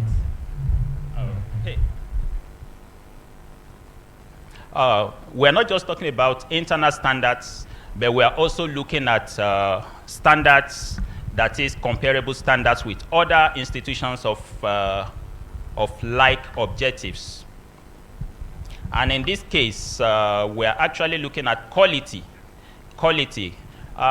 If we are trying to define quality, it is actually relative. Because when you look at the quality of a thing, to me, it may be to you. It depends on from which perspective you are looking at it. And that is where the issue of standard come in. And then in quality assurance, usually we have what we call the internal context and we have the external context. So apart from what we do within, we are also subject ourselves to the external context to also see whether what we are actually doing measure up with the acceptable standards out there.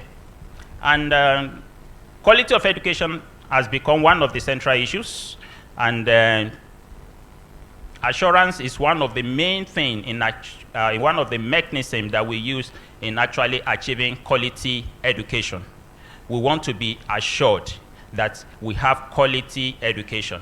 So which means in this case, assurance is a process, and it's a continuous process, because when we go through the process, we have to reevaluate and also see how to improve the process. And that was why I said earlier that is what we have been doing, and we're doing and we will continue to do. Okay?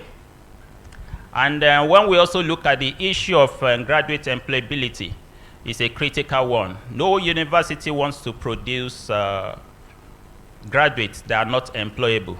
And if we look at our own context in Nigeria today, the government is saying that, and employers of labor are also saying that most Nigerian graduates do not have the skills they require. There's something missing. But thank God that in our own context, we already have what we're working it. And we're saying we're moving from mathematics to life mathematics. That is, we're looking at life applicable skills to be imparted to the product, to our graduates. And this is one of the reasons we need to also pay attention to quality assurance.